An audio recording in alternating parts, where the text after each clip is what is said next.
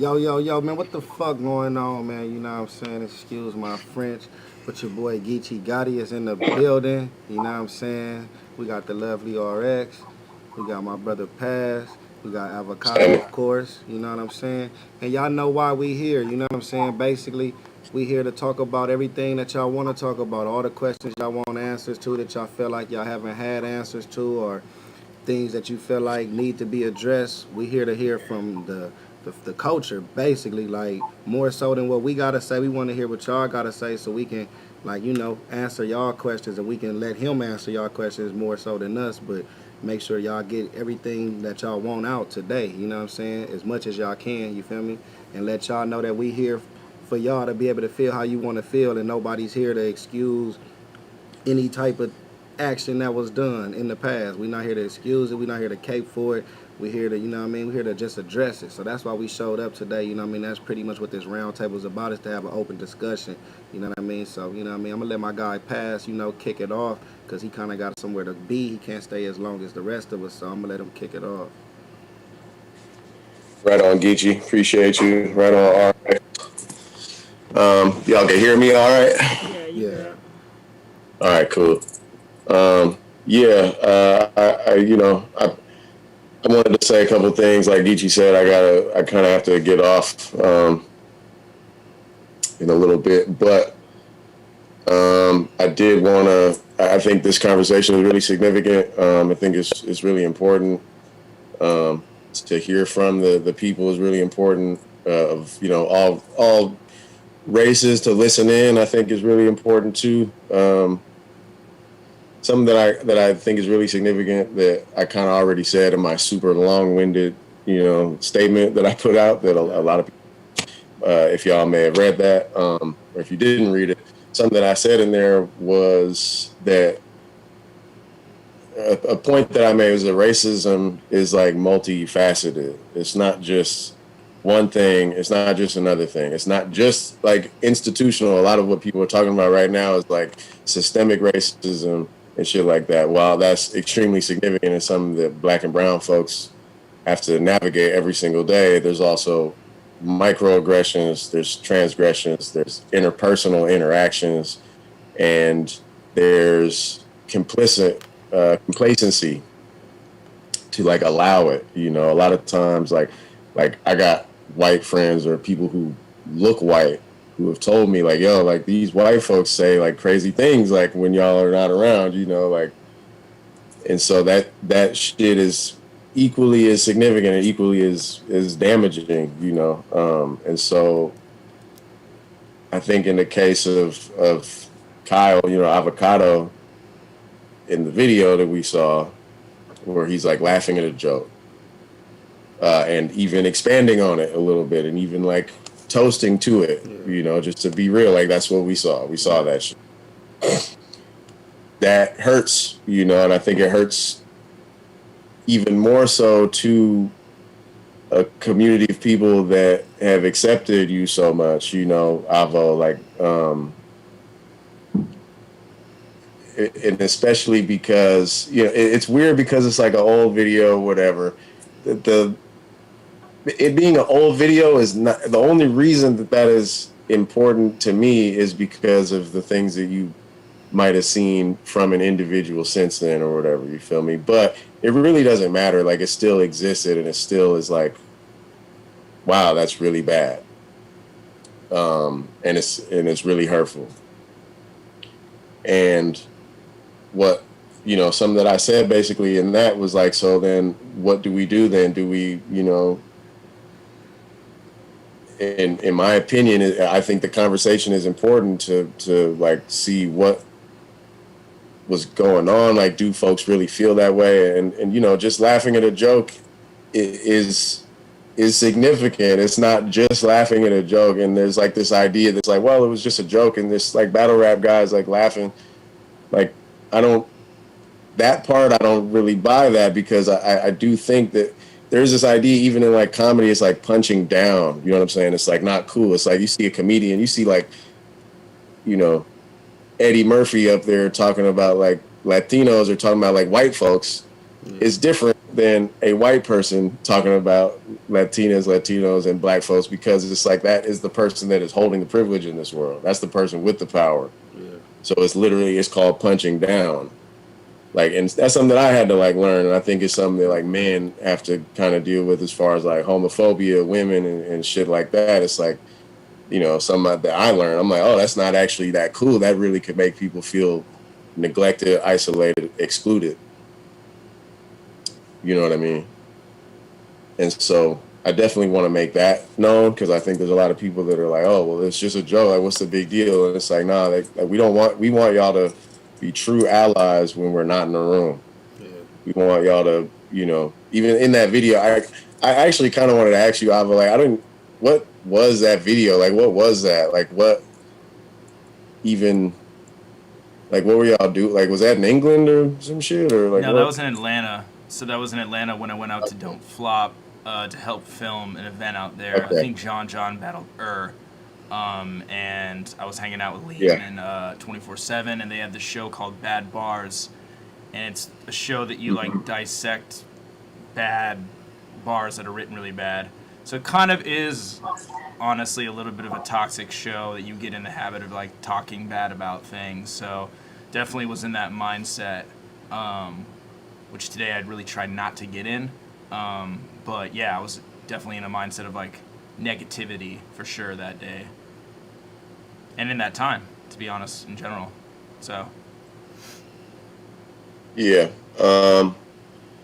I was just curious because throughout this whole process, I don't even really think I even thought about that. Like, what was that? What were y'all doing? I thought it was in England, feel me?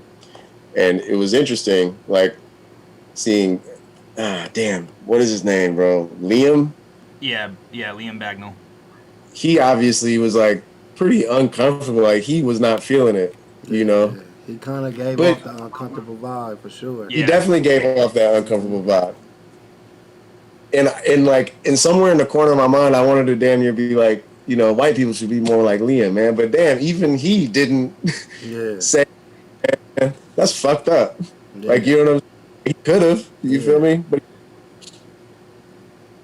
like, and even that is, it's like, man, like when we not in the room, it's like, so it's like another hit, you feel me? It's like because, forgive me for being all over the place, but it's hella complicated, right? Like, but for me, and I know a lot of other black folks that I know, like I grew up in a Bay Area. It's extremely diverse. There's like hella different races out here. You go to high school, you're in class with like white folks, like no matter, and Mexicans and Cambodians and Asians and shit everywhere, feel me? And so I knew a lot of white folks and shit, but I have like a distrust for white folks, you feel me? And it's not like and I think a lot of brown folks do. And it's not like we can't be friends, we can't coexist. But it's like, I don't really know what you thinking about me. I don't know what you saying about me. I don't know if it really, really came down to it, if you're going to be there for me the same way that I'm going to be there for my partner around the corner or whatever, shit like that. Yeah. And so I think that collectively, like I said in my statement, like black folks, brown folks, not monolithic. We not all the same. We don't all think all the same. But I think that is like a general theme amongst like brown and black folks in like America, you know what I mean? Especially like inner cities and shit, especially people that follow like hip hop and watch battle rap and shit like that. So saying that to say this is like when that kind of embrace exists, because, the culture fucking loved avocado. You know what I'm saying? Like there was like hearing whenever somebody tried to come up and be like, "Oh, avocado, the culture vulture," like that dude would damn near go viral on Twitter because of how many people were roasting him and shit. You know what I'm saying? Like, that type of love. You feel what I'm saying? I know y'all seen that. Yeah. Like a few times. Hell yeah. And it's rare that it even happens. So it's one dude will say it, everybody on your helmet, bro. Yeah, facts. Talking shit on avocado. Yeah. And so I think that love that exists and that embrace is why it hurts so much more. You know what I mean? Yeah. It's that same shit. Like to be said is the fact that you was looked at like an ally. You know what I'm saying? We don't really be letting like white people get in with that. Like we gotta be honest. Even as us, we already don't trust white people like that. You know what I'm saying? We getting killed by cops, man. White motherfuckers see us, they clenching their purse, they crossing the street. They already don't see us as equal. You Real know what though. I mean? So we already be apprehensive. So when we get somebody like you, who you clear cut white boy all day, ain't no, you know what I'm saying? Like the whitest of the white, but you like able to adapt and show us a side to where it's like, you know what, bruh, cool. You know what I'm saying? This is the way we want, like you said about Liam, like, damn, we want white people to think like avocado. That's how we looking at it. Like, man, why they can't be like him, man, able to understand he can fuck with his Straight people, up. our people, and rock with us all collectively, you know what I'm saying, without no prejudices, no bias, none of that, man. He straight down the middle. Then we see that, and it's like, damn, cuz everything we believe was a lie. This nigga, man, he a typical white boy, nigga, racist motherfucker, nigga laughing at us, thinking we don't take care of our kids. That's how we looked at the video. Now, and we got every right to look at the video like that because that's what we saw. Like you said, we saw toasting when a nigga say based on race and people like laughing. So it's like, damn, based on race, we don't take care of our, like, even if that's the fact, like, y'all don't got the right to even laugh at that or say that joke no matter what because y'all not us. You know what I'm saying? Like it just don't Right. it don't go both ways like that. Unfortunately, it don't. It's not supposed to be that way because of the double standard. But that's just what it is. We not gonna allow nobody to joke it about is. us. You know what I'm saying? Like nigga, you're not finna make like we. That's with anybody. That's family type shit. Like if this my sister, Exactly. I can make fun of her, but like ain't no nigga from across the street gonna joke on my sister type shit. It's that type of shit. You feel Hey, me? real quick, I wanted to say something too, just only because you said not to interrupt you, Yeah, because you no, know. you good. But the thing about the black fathers, I wanted to say that too because I know that a lot of people are talking about that, and there's even there's a lot of black folks in response to this being Yeah. like fuck posting their kids and all that shit, which is great. Like Yeah. but I'll say this, man, that whole thing is a straight up myth. As a side note, the whole Yeah. black Right. being absent, complete myth. Yeah, myth I like a mean, motherfucker. 70% of black fathers is like more involved in the early stages of life than white fathers. Like we We there. we need to like take our kids to sports activities, take them to school, to live with them. Yeah. And there's like a lot of statistics that actually support that. So that whole thing, like y'all should look it up. If you're really thinking about the absentee fathers is a thing in the black culture, you should think about systemic Racism, systemic, to like social black folks being engineering. locked up. Yeah, you know what I'm Society saying? has been engineered to believe certain things, to think a certain way, and also racism is prejudice with power. Like people that are prejudiced put in positions of power to influence a whole community of people and not let them get good jobs, have them in some bad housing and the projects, and you know what I'm saying, putting black men in jail to where they can't be physically there for their children. And that's something that has been going on for decades in this country. This country was built on the backs of slaves. Like this country was built to allow the European man to succeed and the Asiatic man, the original man, to fail. That's just what this shit was built on. But just to speak my piece or whatever. Okay, so so I'm gonna just start off with the boogeyman analogy. That's what I call it, right? Your whole life, you always hear the boogeyman under your bed, the boogeyman under your bed, and you like, I sleep in this bed every night. I know my bed, ain't no boogeyman up under there. And then you like go to sleep one night, and the boogeyman pop out, and you like, oh shit, the boogeyman is fucking real. It's racism. Is real. People that we love, know, and see all the time. Maybe they were raised with some, you know what I'm saying, some prejudice ideologies. So that's what that video was for me. It was the boogeyman popping out from up under the bed. And I was just like, I don't want to watch this. Like, that was my initial thing. Like, you know me, Havo. Like, I don't like watching certain stuff. Yeah. So I was just, like, not going to really watch it. But a lot of people was like, no, like, you have to see this. Like, this is Avo. Like, I'm like, okay, I'm going to just turn it on. And when I turn it on, I initially got extremely upset. Because the first thing I see is the whole black father thing. Yeah. And I had to just pause it and just take a step away. Like, excuse me? Like, this is how they are talking about black men and black fathers, because I almost exclusively only know good black fathers like GEECHI, like Paz, like my children's father. Like I know so many good black fathers who are in their children's lives. You gotta go. No, he said right on. No. I said it right on. That's right. So I'm like, I only know good black fathers, and then I heard, you know what I'm saying, the other things that were being said, and it just looked to me like y'all was in y'all comfortable environment, and y'all could say whatever it is that y'all want to say, and that's probably how y'all talk behind closed doors. But if y'all talking like that on camera, it's probably even worse behind closed doors. And then granted, I know that was 6 years ago. Yeah. I know that you've grown. I'm not who I was 6 years ago, so I can understand that part. But we still need to put a magnifying glass on this behavior and these ideologies, and we need to kind of like see what's up, because that whole black father thing, that's what really bothered me the absolute most. Of course. Just because I only know good fathers. And you also said at one point, I think it might have been in your apology video, that the high school you went to, there was only 2 black people there, your high school or something like that. Yeah. So like, if you only know of like these 2 black people, like what do you know about black fatherhood? Yeah, nothing. Like, how do you like come up to that conclusion that black people are not in their kids' lives? Like, is that a thing like among your you know, European community? Is that how you guys just think, or how you guys like seen that? Like, where did that come from? That's what I wanted to like ask you. Well, I think that's more along the lines of just like racism in general, because I don't think I was ever raised with the thought that black people weren't good a family member or anything like that. I think it was just a racist overall archetype, you know, because like you said, it's like I knew no black families growing up, period. You know, it's like I had a couple black friends, but didn't really know that. I wasn't close with them. Okay.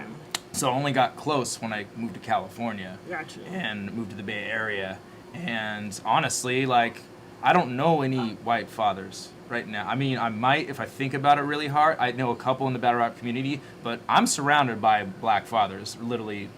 For the last 2 years, that's kind of all I've been surrounded with. So, yeah, I mean, definitely, I think even the difficult part, I guess I can't really approach it like that, but I will say that in the moment, not using my privilege to cancel out somebody making a racist statement was something that I didn't know how to do before. Okay. Definitely 6 years ago, I didn't know how. Right. And I didn't even... to be honest with you, I don't even know if I really knew what white privilege really meant 6 years ago. So would you say that white, I'm sorry, I'm going to say, I can't use the term white. Like, white, there's nowhere on the map that says white. There's nowhere on the map that says white. Yeah. So for me, it's hard for me to use those terms. But for this right here, I'm going to be using those terms. I prefer to use the word European and, you know what I'm saying, melanated. Like, I use those types of terms. Yeah. But for this... Say what you want to say. Yeah, so for, okay. Now, I just want to, like, you know what I'm saying, speak in layman's terms for, like, you know, the commoners. But for, like, the white community, like, is this right here, like, something that you guys just always do? Is this just, like, you know, your guys' culture and your guys' style to make jokes about people that are not your own? I mean, I definitely, growing up, I heard a lot of racist jokes. I partaked in racist jokes as well. I can't deny that. I'm not going to run from anything I did in the past. Right. Yeah, definitely. Like, definitely being in, like, an all-white community, there's definitely jokes, not even about, because there is a large Mexican population in Colorado, and there is, like, radical racism against them. So, and my job I had before battle rap, the only other job besides visual effects and film, was construction. I grew up doing construction. And there is pretty much just white and Mexican folks on a Colorado job site. And if there is ever like a visible evidence of a caste system, it is there, you know, and there is such racism that is tossed around on a job site that you believe it's like a way of thinking, you know, and it's like you're ingrained. engulfed in it.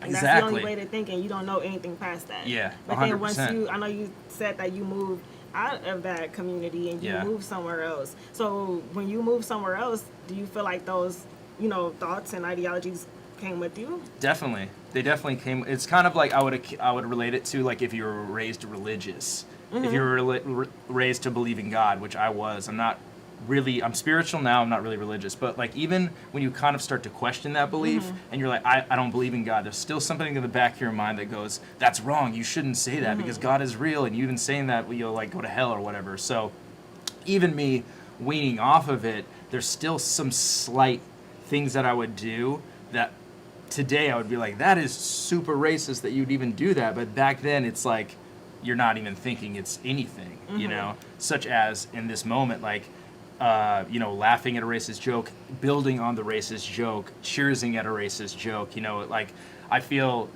in that moment in that video, I remember when it came out, there was a lot of commotion about that, but none of the attention was on me. It was all on 24/7, and it's very interesting now that it comes out that it's like you are the problem as well. And I agree. I completely agree. Looking upon that video nowadays, I'm like, yeah, I missed a point where I could exercise my white privilege and do it to be an ally. And that only comes with experience in life, experience with being around different people than I grew up with, learning, having people be kind enough to me to express where they come from and their life experience. And I see a lot of people talking about like how old I was in the video, like, oh, he's 30, you should have known better. I can see that perspective for sure, definitely. Like being 30 years old, you should know a little bit, but at the same time, I'm going to be a different person in a year. I'm going to be a different person tomorrow. I'm going to be a different person in an hour. And I never want to keep being the same person. I want to grow every single day. Right. And that starts with me admitting that I've done things wrong in the past. I've done things wrong yesterday that I shouldn't have done. And I'm not going to say I'm perfect and that I'll always be right. But yeah, like I'm open it's gonna be people that's gonna say, why wouldn't you laugh at them same jokes today with your partners and the camera off right now? You and some of your partners, it don't gotta be the 24/7 dude, but it could just be two dudes you're comfortable with, the camera off, and y'all shooting the jokes. Like, why wouldn't you still laugh, like with nobody around? I mean, because I have a completely new perspective on it. I mean, I think hanging out with B Dot, especially being like having him open up a friendship to me, I think affected me in a great deal. Past too, like I don't know if Pass really knows this, but he's shown a great deal of patience with me. I don't know if Pass even knows this, but I've done things around you that I bet you could take as being slightly racist, that like when I've said it, I'd be like, wow, I can't believe I slipped up and said that, but you just let slide, you know? Or I don't know. I feel like I've definitely done something, man. Like, and that's the thing is like, I'm not a guy that's gonna sit here and be like, I've never done anything racist before, because I'm not racist, because I do believe that I'm not racist today, but I did come from that. So I mean, you're white. Yeah, I'm white, and in history, we're not that far off. Like my parents' generation is a generation of racism, misogyny, sexism. Everything that we're fighting against today in today's world is apparent and was normalized in our parents' generation. So today, I'm still like, there's still those roots that are kind of still within me that I'm learning how to peel back and push off of me and learning why they're wrong. And it's gonna take time. It's gonna take a lot of time, and I'm not asking anybody to look at that video and say that what's the big deal. If anything, I'm asking people to look at that video and know that it's incorrect and know that it's wrong and know why I should be sorry. All this outrage is justified and that I should be held accountable for it.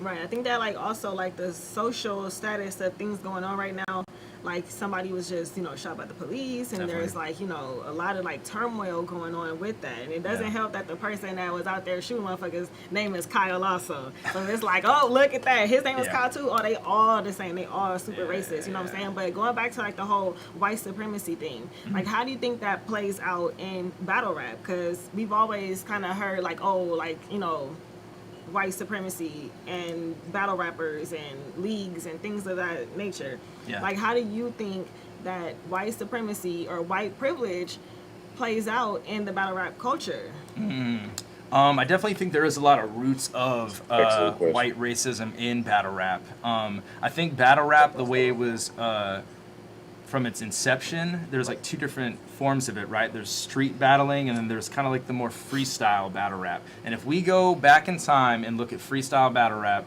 I think the main aim of freestyle battle rap for some people was to say just offensive things rather than to be lyrical, be good at rapping, and to sound cool, Instead, just say some offensive ass shit. And honestly, like that's the thing is like, are you battling a skinny guy, say this? Are you battling a fat guy, say this? You're battling an Asian person, especially, just like toss the fucking fridge at him. And I think there's a lot. If you even watch battles from leagues like a couple years ago, there's a lot of racist stuff being said, and nobody's nobody's checking it, you know? Nobody's Right. like, I've watched videos on my channel and been like, man, this didn't age well, you know? And it's not even like it's that long ago, but whole angles about, you don't know how hard it is to be white in battle rap, to be a white rapper in battle rap.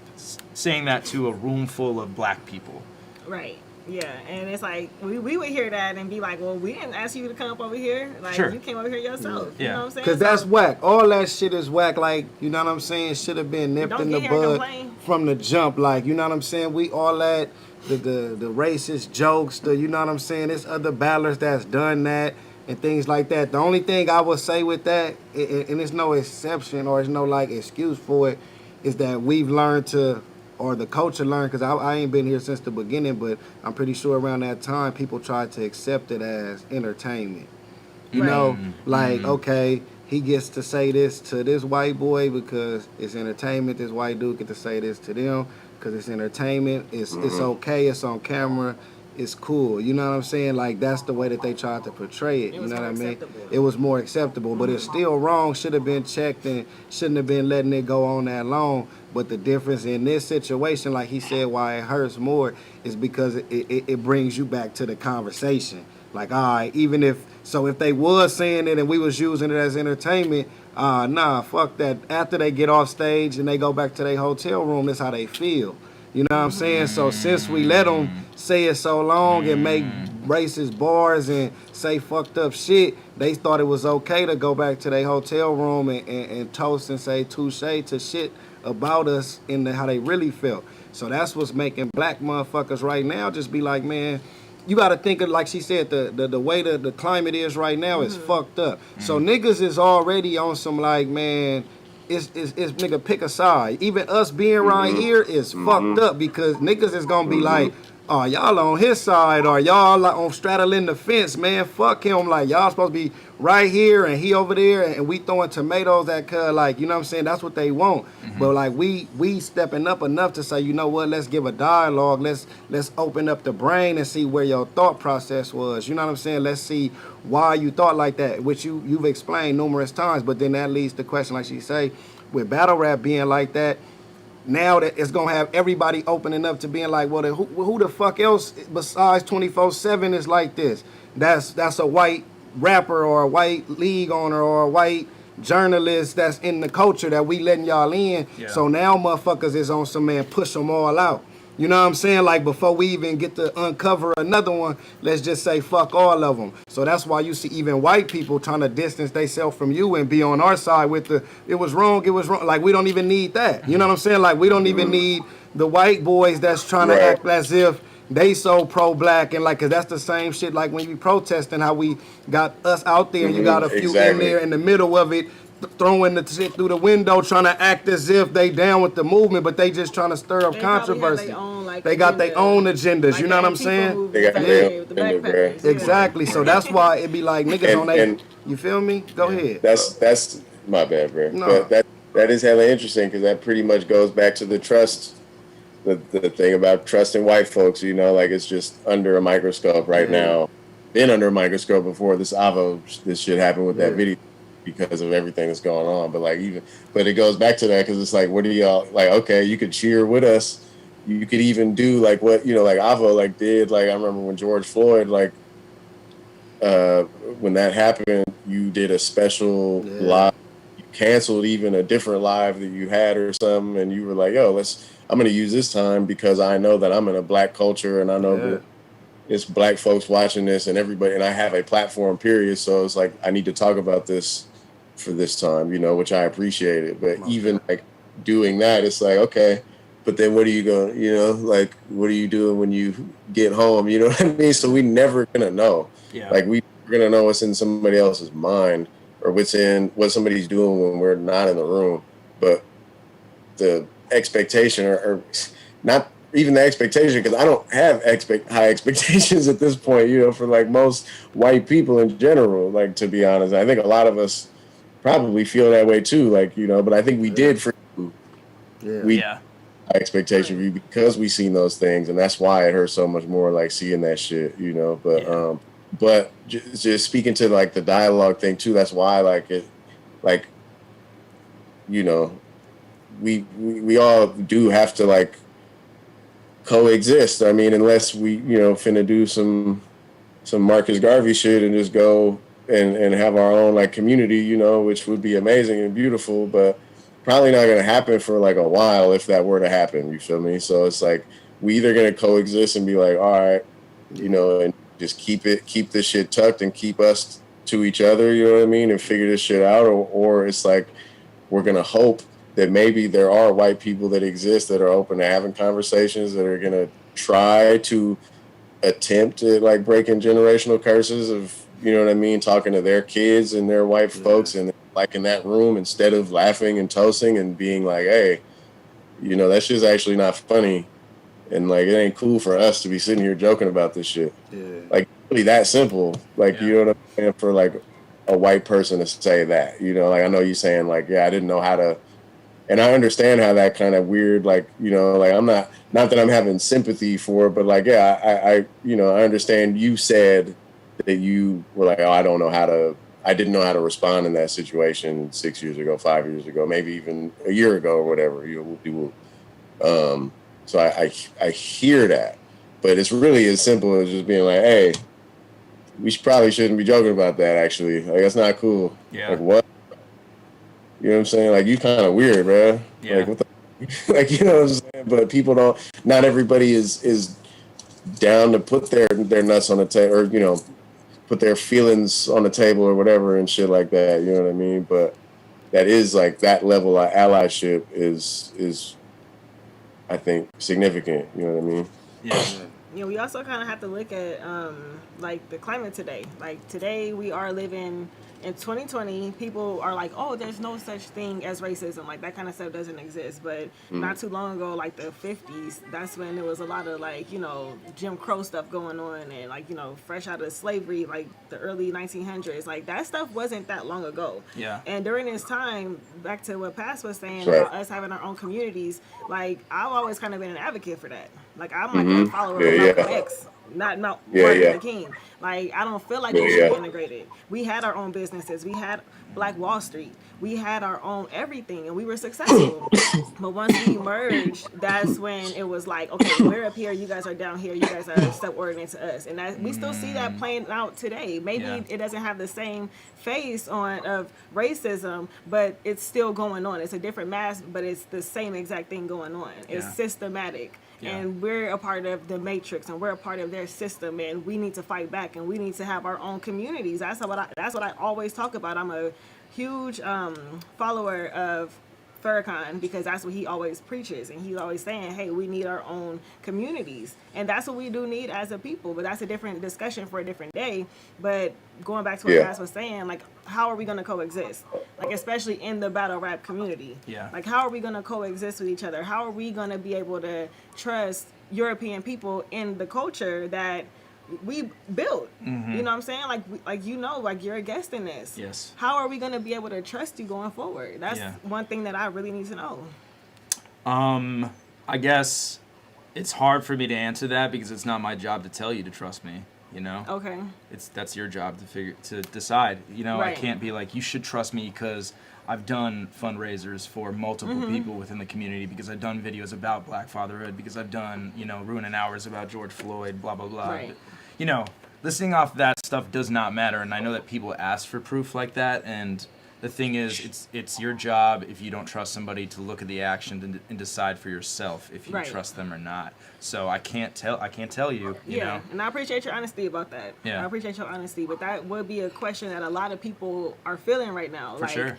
Oh man, we were rooting for Avocado. Yeah. Like, we loved him. Like, oh my God, he bamboozled us. Like, we've been had. Like, that's how a lot of people are feeling. I understand. Me included, at some extent. Yeah. It's like, oh my God, like, to be honest, I never really knew you. Yeah. And then it wasn't until, I can't think of the guy's name, Jeffrey or somebody, where he did something and you spoke out. Yeah. And you used your power for the good. From my perspective, you said, hey, That's right. everybody books this dude, I'm not working for them. Yeah. And I was like, oh my God, like, let's go, Avocado. Like, that's right. Yeah. I saw other people speaking out, and I just was like, yo, like, I'll fuck with that. Yeah. And that's what really opened me up to you. Even though I didn't know you back then, it just, like, opened me up to you. Like, okay, like, he's cool. Yeah. And then we've been building a friendship. Like, I know you, I come over here, we have personal conversations, and then boom, this kind of comes out of nowhere.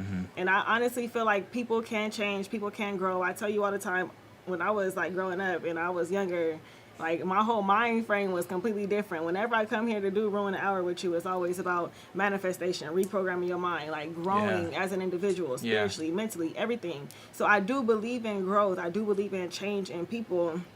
And I don't feel like you are the person that was in that video. Like today, I feel like you have grown past that. Because me and GEECHI grew up in Compton. Like I was just telling GEECHI this earlier. Like we grew up like right by each other pretty much. Yeah. Like if you walk across the street on this side and somebody else across the street on this side and you see that person, it's smoke.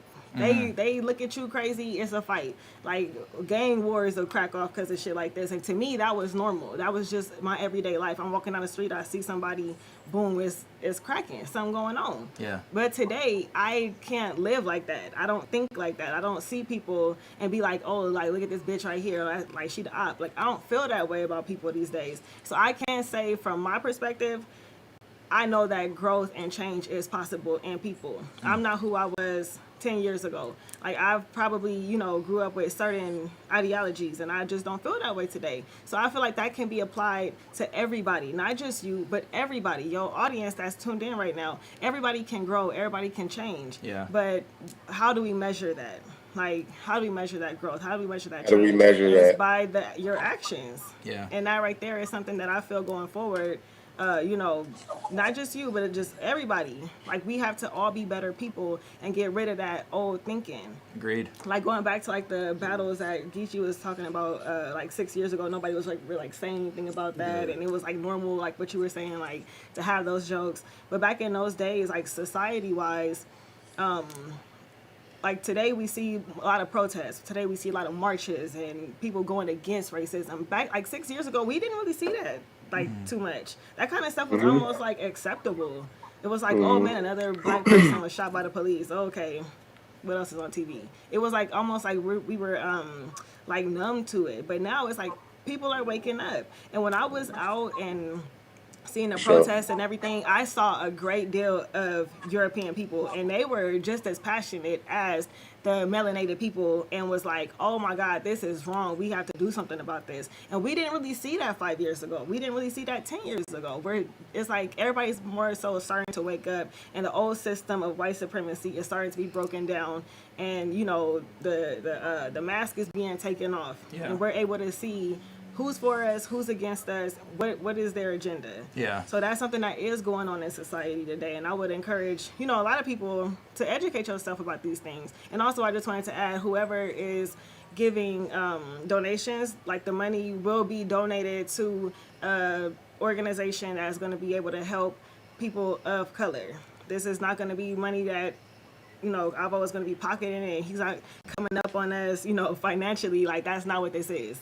Like, I woke up today, my moral compass just told me, like, whatever money is received, it should go to a charitable cause. Yeah. And, you know what I'm saying? I've always 100% open to that. So whoever is sending in money, that is where your money will be going. Yeah, I mean, I agree with everything said on that. Yeah, and I just want to echo, like, the sentiments about, like, you talking about, like, a lot more white people being out at protests. Like, when I went to the protest that I went to for George Floyd, it was the one in downtown that, like, got super big. I did notice that it was mostly young white European people, not black people, and I had an internal struggle about that because I definitely was like, why am I doing this? Am I just doing this for a photo? Like, am I just doing this for, like, ego, to, like, be like, I'm doing something good so I can feel good about myself that everybody else is doing right now, It's like the flavor of the month almost. And there's a part of me that does feel like a lot of people do that, the protests for that, regardless of it being for a good cause. I did struggle with that. So I know that, like, in this instance, even though I can name off a lot of examples of why I'm not that person 6 years ago, it's very important to be like, it still existed within me at some point, and it's important to point out why it's wrong and not wash it away and just be like, well, so he's changed. He said he would never work with any league that booked Jeffrey that made fun of passes mixed kids. Like, he's done all this stuff, but I still have made mistakes. I am far from a perfect human being. Right. We all are. So it's I think this is a very important thing, just to hone in on it. I'm not trying to like the thing that I really want to walk away from though is like trying to like wash away blame or like explain myself, or like people have been trying to like bring up other stuff, you know, like, well, explain this, explain that.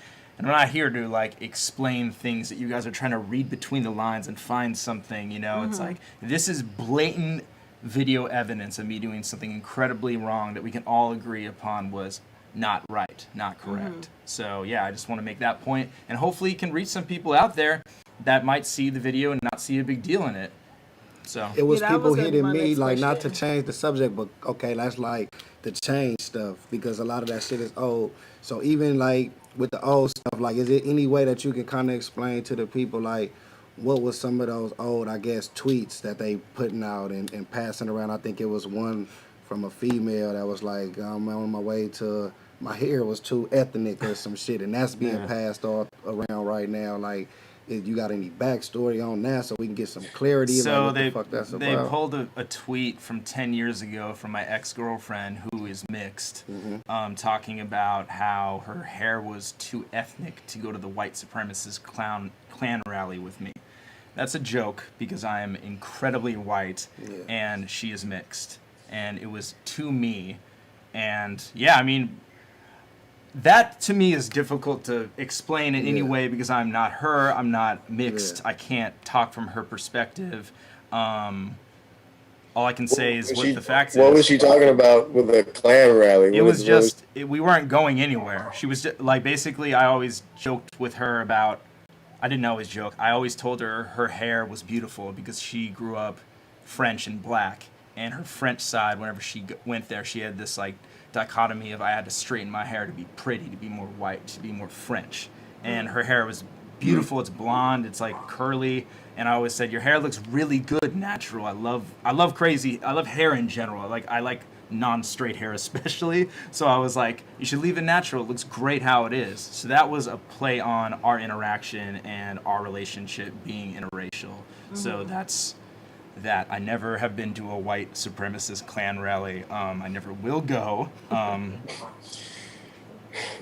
I didn't think you did, but I was just wondering, like, is she referring to like? I thought they was talking Grind about time. a King of the Yeah, Dot event. I know or everybody something. said that, me but too. no, Me too. we weren't bro, going like- anywhere. We weren't going anywhere.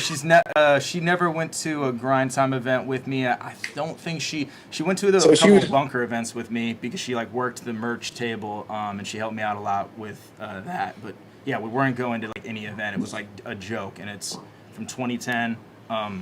It's not right place to say if that was right or wrong. I don't know if it is or isn't. But I guess I could see how that could be taken out of context now. And I think another Sure. tweet people are pulling up also is me talking about Mel Gibson liking my racist tweets, replying to Organic, talking about battle rappers taking things personally on Twitter. And I don't know when that happened, but I'm pretty sure it came out around the time that Mel Gibson was outed for his racist rants. And obviously that was a joke. There's no racist tweets from me, and Mel Gibson has never liked one of my racist tweets. I was just saying a joke in response to what Organic was saying. So Okay, so another question would be that people are wondering is, are there other videos out there of you that might surface? I would like to say no, but on watch, there might have been some time that I might have said something edgy. Right. I'm pretty sure. I used to drink on watch, and I used to get in trouble for stuff I would say about people.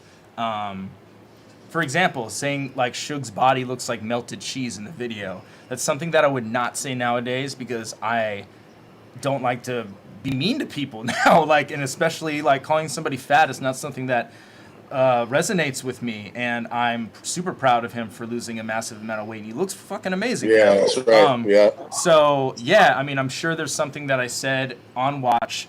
I'm on camera a lot more than anybody I know. Every single week, 3 times a week, and I used to drink heavily on camera. So there might have been a time that I might have said something edgy, but I want to say racist.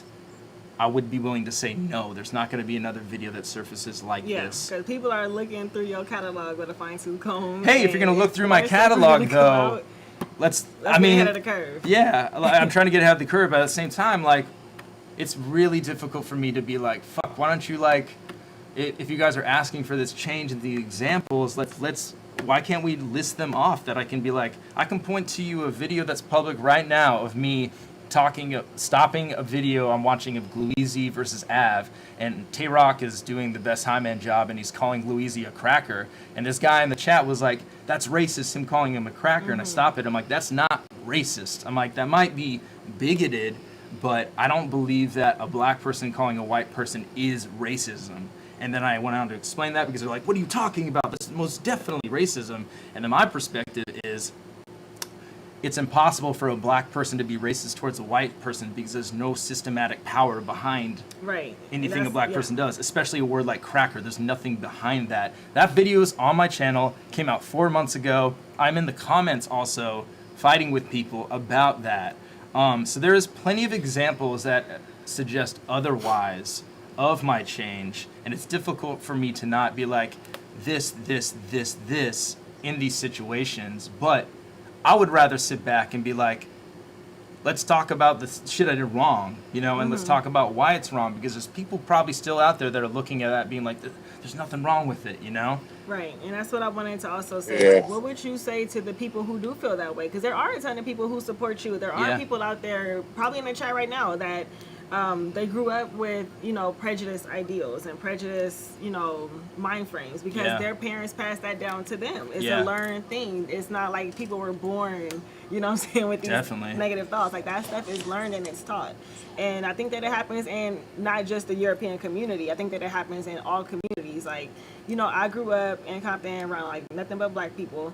My dad was like the only Mexican guy on the block, and then my friends would make jokes, you know what I'm saying, like Mexican jokes, and that was how they were raised. They would say stuff like, oh, y'all all be up in one car, it'd be like a whole bunch of y'all, and I'd be like, dang, we do be like, you know what I'm saying, like 10 deep in the car, like damn. But it's like, to me it was like a joke, but at the same time it was still like, hey homie, like don't be coming at me like that, don't talk about me being Mexican, like straight up. And then it was always like a exchange that I would have to like defend my Mexican side.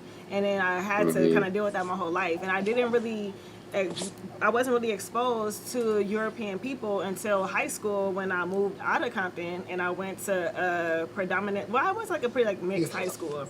And it was like have like a bunch of rich European kids and then a bunch of like, you know, middle class, lower class Mexican kids, and then like some blacks, some Pacific Islanders and stuff like that. And I had a dance team, and I was like the captain of my dance team, my hip hop team, and I was dancing at like a pep rally one day, and like some you know European kids came up and was like, niggers, like they just was like chanting it down there, and I just like stopped the whole dance routine, snatched the mic up, and was like, who the fuck said that? Y'all better point them out right now. And I like organized like a militia of people, like, you know what I'm saying, and we went around the school and we tormented everybody for a whole week for that shit. And I was like, I'm not having that. I never been exposed to that before, and I didn't know how to respond to it. And that was the only way I knew how to respond, was through violence. And nobody did that shit again after that. And we set stuff on fire, people got, you know what I'm saying, hurt. There was a lot of violence going on for like a whole week down there. And I got in a lot of trouble. I almost went to jail. You know, there's been other instances where I've been called names or I've been treated a certain way from European people that I've never really been exposed to before. I've always like heard things from my grandmother, who's from the South, you know, she from Louisiana, and I've always heard things, but I've never experienced it until like a teenager, like 15, 16 years old. And I was always like on the front line with this shit. It was always like, okay, I'm not having that. But now it's like I can't approach this with violence. Like, that's not how I can approach this. The only thing that I know to do today is to have an open discussion and to educate people and to put like a magnifying glass on that ideology of racism in general, and just say, okay, what is wrong with this? How can we as a people, not just you, but us as a people, grow from this? How can we educate ourselves? Like, what is it that you think that people can do to educate themselves on racism and systematic racism and prejudices and, you know, all these things that are just not good? I think the first thing you can do is educate yourself. I think the best thing you can do, and that's kind of like been a struggle of mine, is not reaching out to the next person of color you know and say, educate me, because it's not anybody else's job to educate a white man on systematic racism at all, especially people of color. Read. There's a lot of good reading material out there. I just read this book called What Doesn't Kill You Makes You Blacker by Damon Young. It's a fantastic book. I've quoted it on my Twitter. It's really good. He actually has a whole chapter about N-word stories and how every black person has an N-word story of like a white person called me an N-word and he never got that story and he wished he did because it's almost like a passing, like I have this story and I like beat them up or something, you know, and it's almost like letting the energy out. But yeah, I mean, to understand, like, you have to educate yourself in this situation. It's not anybody's job to educate you. And that's what I am trying to do. Absolutely. I'm not saying I'm doing... I respect that 100%. And I think that that's where it starts at. I'm glad you said that. It starts with self. Yeah. We can't look to other people to educate us. Like, there's so many things that I know today that I didn't learn in school. I didn't learn it in college. I had to learn it through experience or by educating myself. Yeah. And I just, engulfed myself to learn about other cultures. Like, I think I told you when I started being a Christian, I was extremely Christian. I was growing up that way. My family has a church, like all kinds of stuff. But I was like, I don't want to adhere to this no more. Like, how am I going to get out of this? I don't feel like the energy of this no more. I got to go somewhere else. And I had to engulf myself in every other religion, every other culture, see what it's about, so that way I'm not ignorant when I hear about those people or I see them wearing a hijab, like whatever. Like, I'm not ignorant to that. Yeah. And it took a long time, and it's unfortunate to say that I know people older than me that are very ignorant when they see other cultures and they see other religious people and they make fun of them and say jokes, and I can't be quiet when I hear that. I'm not Muslim. I'm not, I don't worship like Ganesh and Shiva and stuff like that. But if I hear anybody saying anything negative about that group of people that I know and I love, I have to speak up for those people. I have to say, hey, you're wrong for that. Hey, that's not cool. And even though, people are going to look at me and be like, oh, what's wrong with you? I could say this joke if I want to. I'm grown. I could do this. I could do that. And I'm going to be like, well, that's really ignorant of you. And you can't always reason with everybody. Some people are just going to be how they are. They're not about to educate themselves. They're just going to be ignorant. Mm-hmm. But I still make a conscious effort to let them know that they're wrong. And if they studied that religious, culture, they would probably learn something. Yeah. And they don't want to, or sometimes they will later on down the line or whatever, but that's what I've just been doing. So I say all that to say, if you were with your, family, friends, whoever, and jokes are being said, how would you react to that today? Well, I mean, I could bring up examples that I know of me correcting my family members of saying things that are racist, like... It's just literally about when you hear, like, let's say they make a racist remark, you can literally just say, hey, that's not cool. That is racist right there. You don't have to, like, beat them up. Argue with them or anything. Yeah, it doesn't have to be an argument. Right. You just let them know, hey, that's not correct. Like, that's not cool. It can be done in a level of care when it's within your family. And because the thing is, it's like, I know that my family are not bad people, Right. They're wonderful people. They're wonderful parents. I have wonderful brothers, but there is some stuff that we were raised with that is not the right way of thinking, and we can educate ourselves and make ourselves better human beings by weeding those toxic elements out of our lives. Absolutely, 100% agree with that. I pretty much said everything I need to say. I don't know if GEECHI or Paz has anything to say. Should we go to the chat? Where do you guys want to take this? Yeah, I mean, shit, we could pretty much go to the chat because I know, like, there's only so much we could keep saying, you know what I'm saying? Like, but we gotta definitely let the people say what they want to say, you know what I'm saying? Like, because basically, like, everything she said and what he said, like she said, is pretty much cut and dry. Like, she gave that story about being, and that's kind of how, like, the story she gave is kind of how the people feel. That's, like, how the black community feel. Like, hear somebody laughing, joking, playing with our race, the first thing we want to go to is violence, you know what I'm saying? Like, and that's the anger that we got inside of us from what's been going on with us for a long time, you know what I'm saying? So it's not particularly at you personally as just being avocado, but it's just another white person thinking shit funny. This how we gonna let them know shit ain't funny, you know what I'm saying? And not saying that's right, but that's just how we know that, because like they say, we don't have like the systematic power to show y'all nothing. The only way we can get y'all to understand you is wrong is knocking you upside your head.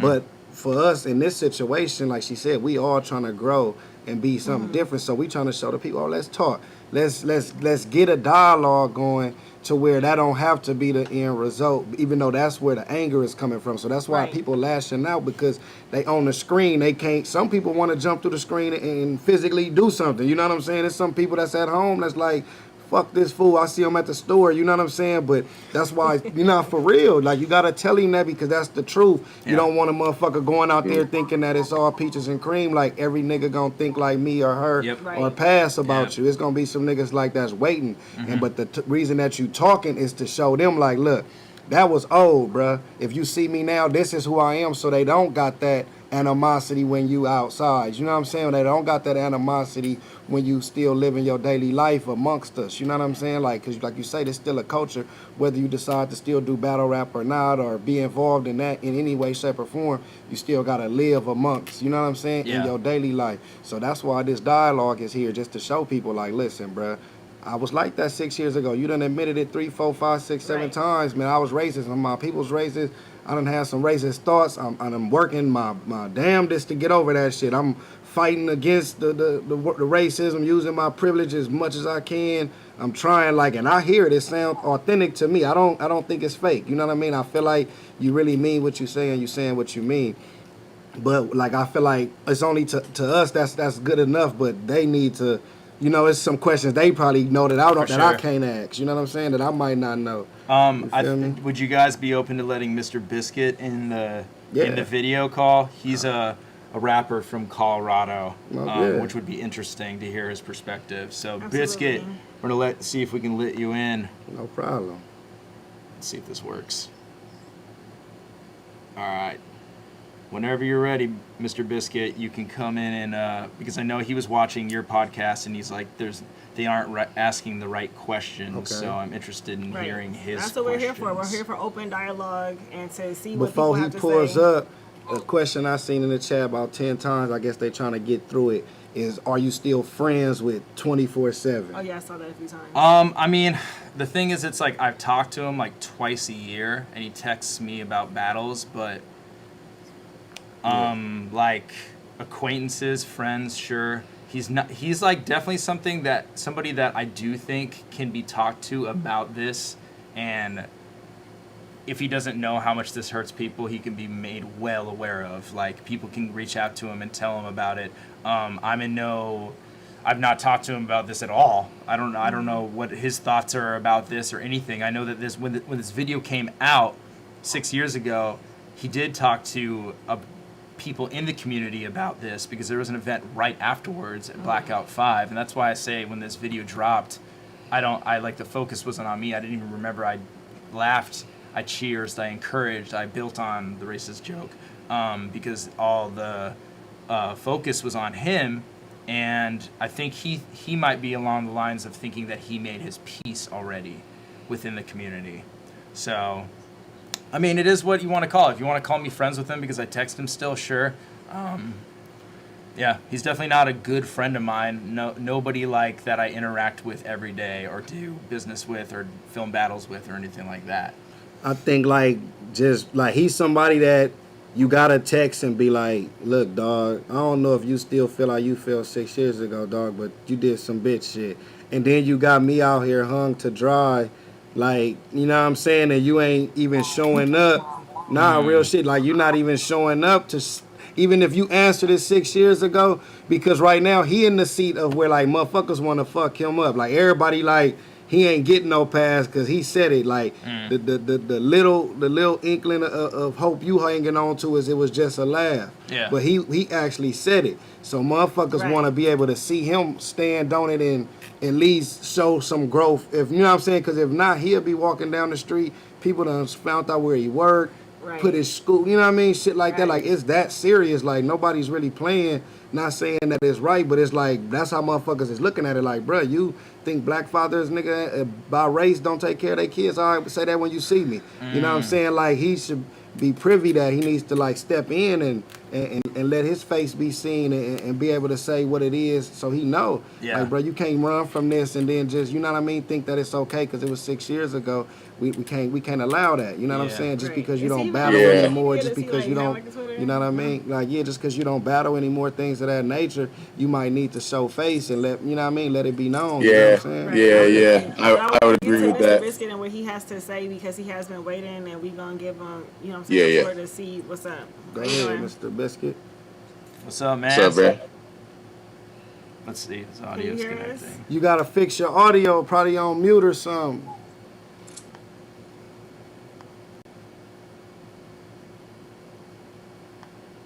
Yeah, I don't know. What is going on? Put in waiting room. Can you hear us? Are you able to, like, hear? I don't think he can hear us. Y'all don't think that he can hear us? Wave if you can hear us. Oh wait, Oh, connecting he's audio. connected to his audio. Okay, he can hear us. Okay. Yo, Mr. Biscuit. Can you hear us? Are you able to hear? I don't think he is. Yo, Can you Biscuit, even if see you us? if you can hear us, man, you can type in the chat what your questions are, and we'll answer them, man. I know that you were talking about on GEECHI's Gotti's podcast that the right questions weren't being asked. If you want to type in the chat, feel free, and we'll talk. And also, people asking me to call people. This isn't FaceTime. This is Zoom. I can't just call whoever I want. I'm not going to cold call somebody that I didn't tell them that is going to be on the show. Unfortunately, that's not really polite. If Did you try to did you reach out to anybody else I've been about reaching out to Verb constantly, and he has not about hit me being back on this? about anything, about even talking. I hit, like, to be honest with you, I didn't even watch the video. I didn't even know what happened in the video. People said Verb was mad at me, so I DM'd him, and I've talked to him through DMs multiple times, and I said, "Here's my number, call me," because I was like, I must have said something incorrect. I have no idea. Let's talk about this. Let's explain this. And he didn't answer me, and then he made that video saying all that stuff and expressing why I was angry, which I understand. And he has yet to. I've sent him my number through DMs. Unfortunately, everybody that has his number, I'm not going to ask to get his number and then cold call him, because that's not the correct way to go about this either. All I can say is that I can understand his anger about everything that has been done and has been said, and laughing at the racist joke, but I think he's under a misrepresentation of something that I did not say, and that is, I was talking about somebody beating him in a battle, and I think he thinks that I was saying that he's a bad father, which I did not say. So I would love to talk to him about it, and I would love to hear his perspective about this, because I think since there is some miscommunication, communication is the best thing. And I think being vocal in the public, I can understand the outrage and everything like that. I'm just not sure if it's the best way to direct his anger and rage for himself even. So, yeah. Is that Biscuit, like, is that his other name or something, maybe? Lamont Map? Okay, let's see. I don't know who this is, but we'll see. Queuing up the next You person. didn't make the Zoom public, did you? No, what I'm doing is it might be him then. It might be like a different device or account. Let's see. Nope, I guess not. All right, Biscuit, just try one more time. People, you guys will have to help me reading this because I'm blind as a bat. So people are asking me, will I continue to film battle events? That's not for me to decide. I am totally willing to step out of this culture because I'm a guest in the House of Hip Hop, and if I violate the rules, I can be booted out at any time. So if the culture decides they don't want me to be in this culture anymore, that's how it is. Let's say Lamont equals Biscuit. Okay. Yo, can you hear me? Okay, we can hear you now. I can hear you. There you go. Okay, now check this out. Yo, RX, What's up? you said racism happens in all communities, right? Racism? No, that's not what I said. I said there are people that are raised with prejudice ideals in all communities. Absolutely. Right, so I don't think that's true. Like, racism is a white phenomenon. Okay, that's what I said in the beginning, sir, that racism is prejudice plus power equals racism.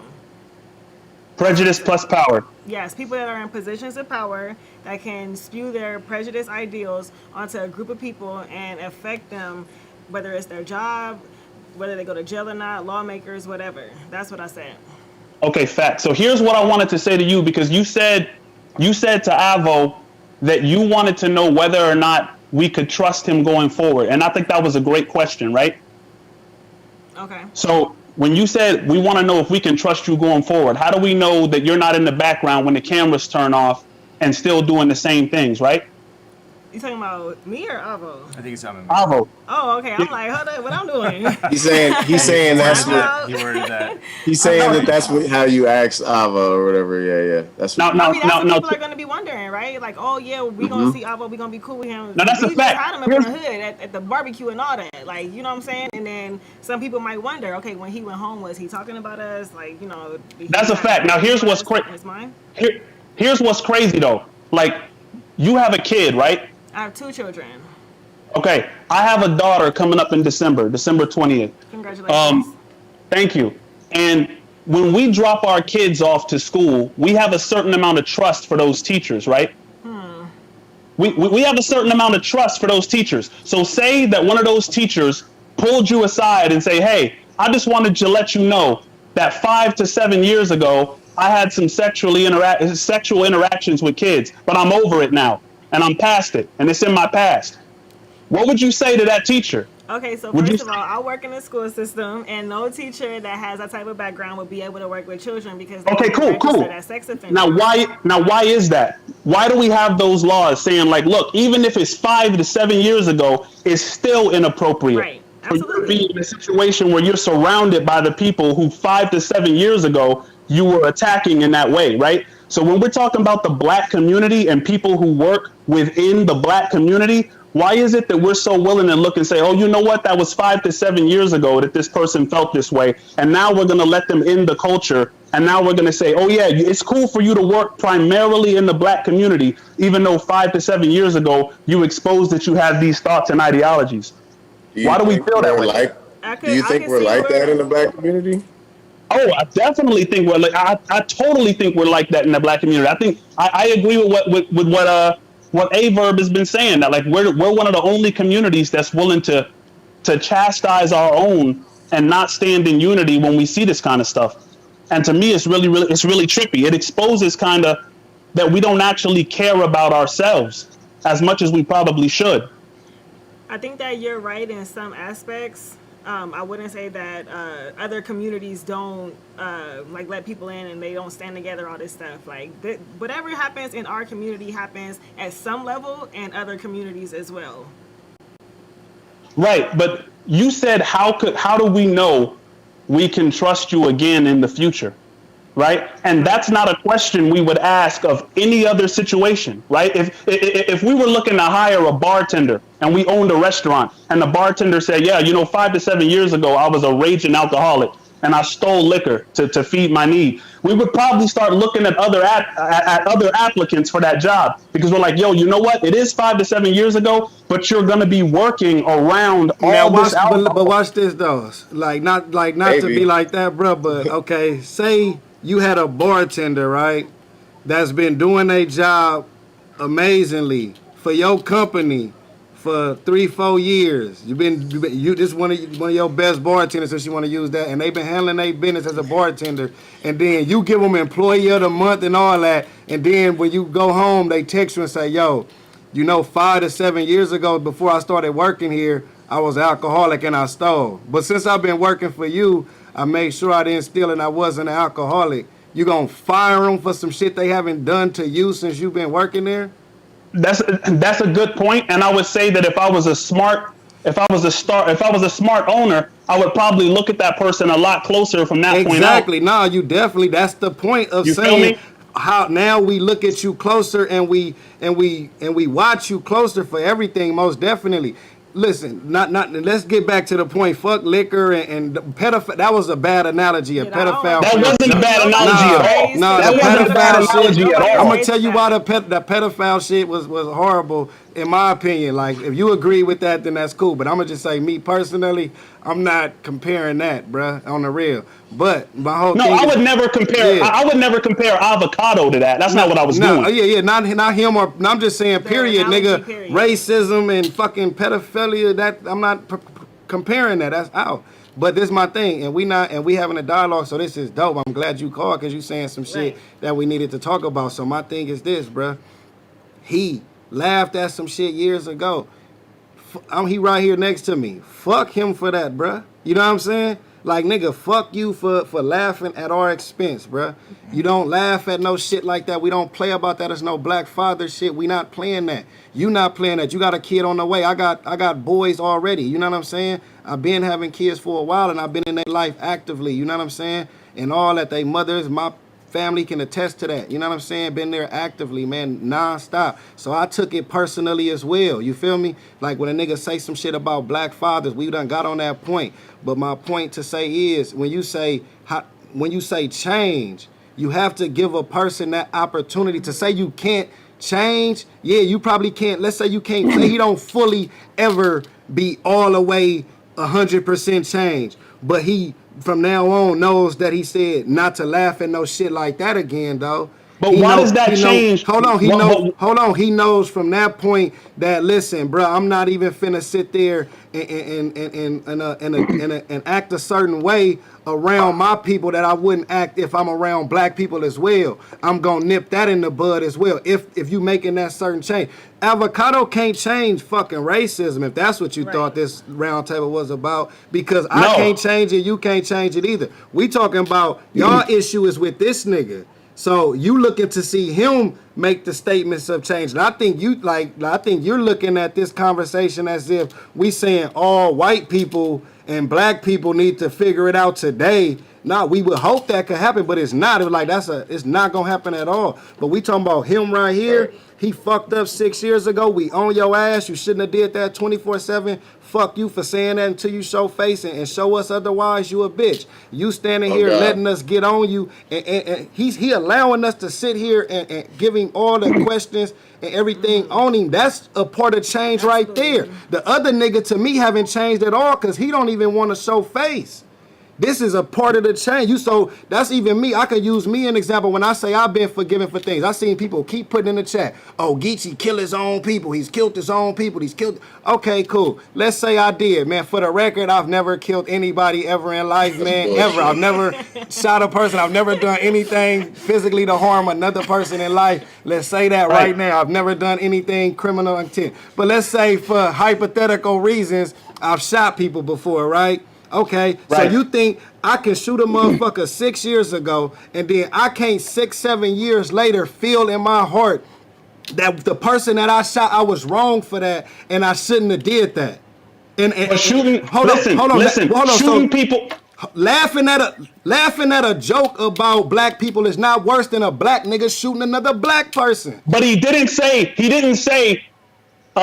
Laughing at racism. I'm saying I can be honest and say He said he was just raised as at that way. fault. Okay, being raised that way, that's just like me being raised as a gangbanger. If I'm raised in a gang culture, I'm raised to hate another black person from period. You still?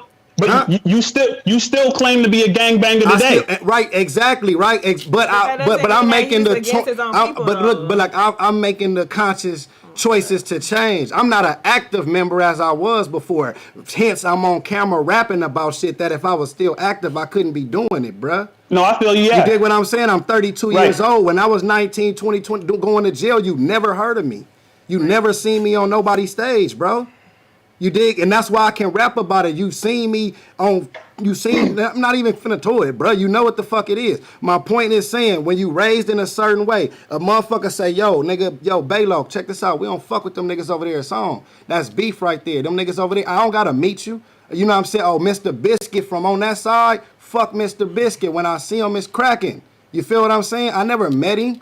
It's on. Years later, I can run into Mr. Biscuit in this sense, and you can be somebody that was once my enemy, and I have a conversation with you, and I can explain to you I'm not that same person. You can explain to me you not that same person no more, and we can end up being agree to disagree. We don't have to be the Facts, best no of facts. friends, but No we can facts. understand. So that's what this is. I'm not facts. No, I saying, got you. I'm not even listen, telling, hold on, Geechee, before you Geechee, finish, listen. hold on, but let me finish this. I'm not even asking nobody in the chat to be the best of friends with the nigga, but I'm saying don't sit here and act as if even by us doing this round table and shit like this is that motherfuckers cannot have no type of sympathy for somebody trying to change, because at that point, what is the point of the dialogue? If you, I mean, what are you trying to get? Isn't the goal What I'm to trying get to him get down to to, change? Geechee, what I'm trying to get down to is whether or not that change should happen inside or outside of the culture. We all want It's people gotta to happen. change. It's gotta We happen all want people to outside. It has to change. happen overall. It gotta can't happen just happen outside in one and spot. inside, because you know this No, I'm happened. talking about right now. I'm talking about Avo. Yeah. Do we want Avo to change while being? Because the thing is, he's been in the culture. Facts. While when that video came out, he was in the culture. Shout out to Reaper Rel, and I don't represent Reaper Rel when I'm talking about. Yeah. But I watched his whole 2 hour live when he was going in on this, and he made some real strong points that if this was done on a show, that if that what he said in front of cameras. Avo said all that in front of cameras. So if you're willing to say that in front of cameras, what you're willing to say off camera and what you're willing to do off camera has to be even worse. And that's why one of my questions was to Avo. He said in that apology, he said, I've done a lot of racist things in the past. And I'm wondering what some of those things are. Because we saw that video, but we didn't get examples. When he said, I've done a lot of racist things in the past, what are some examples of those racist things you've done in the past? So you're from Colorado, right?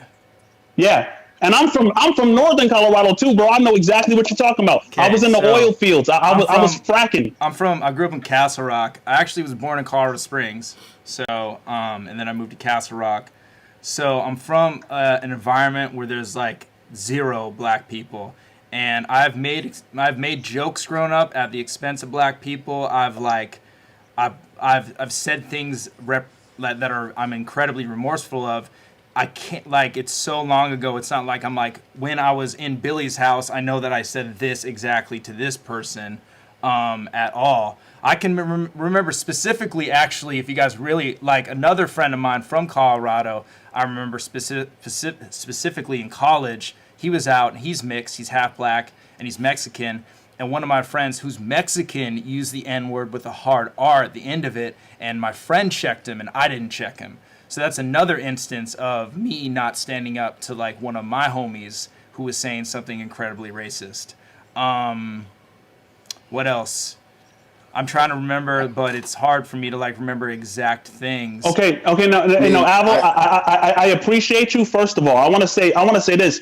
Congrats on your overcoming those addictions that you were talking about. Like, that's for real. Like, congratulations on overcoming those, you know what I mean? And like, and for being present, just like GEECHI and RX said, like it takes a lot to be present for something like this, you know what I'm saying? But at the same time, I think, and I'm happy that I wasn't a friend of yours before this. Not saying that because I think you're racist or not, but because not being a friend of yours means that I can come with an unadulterated set of feelings about this, and our friendship or lack of friendship doesn't get in the way. You feel me? And so when you said that, what you just said, you said a lot of those things you forgot about. You said that in your apology video too. You said, I forgot. Yeah. And that was something that Reaper Rel was talking about. That was a really good point. Yeah. Like, if you can forget about a situation like that, that must mean it's common.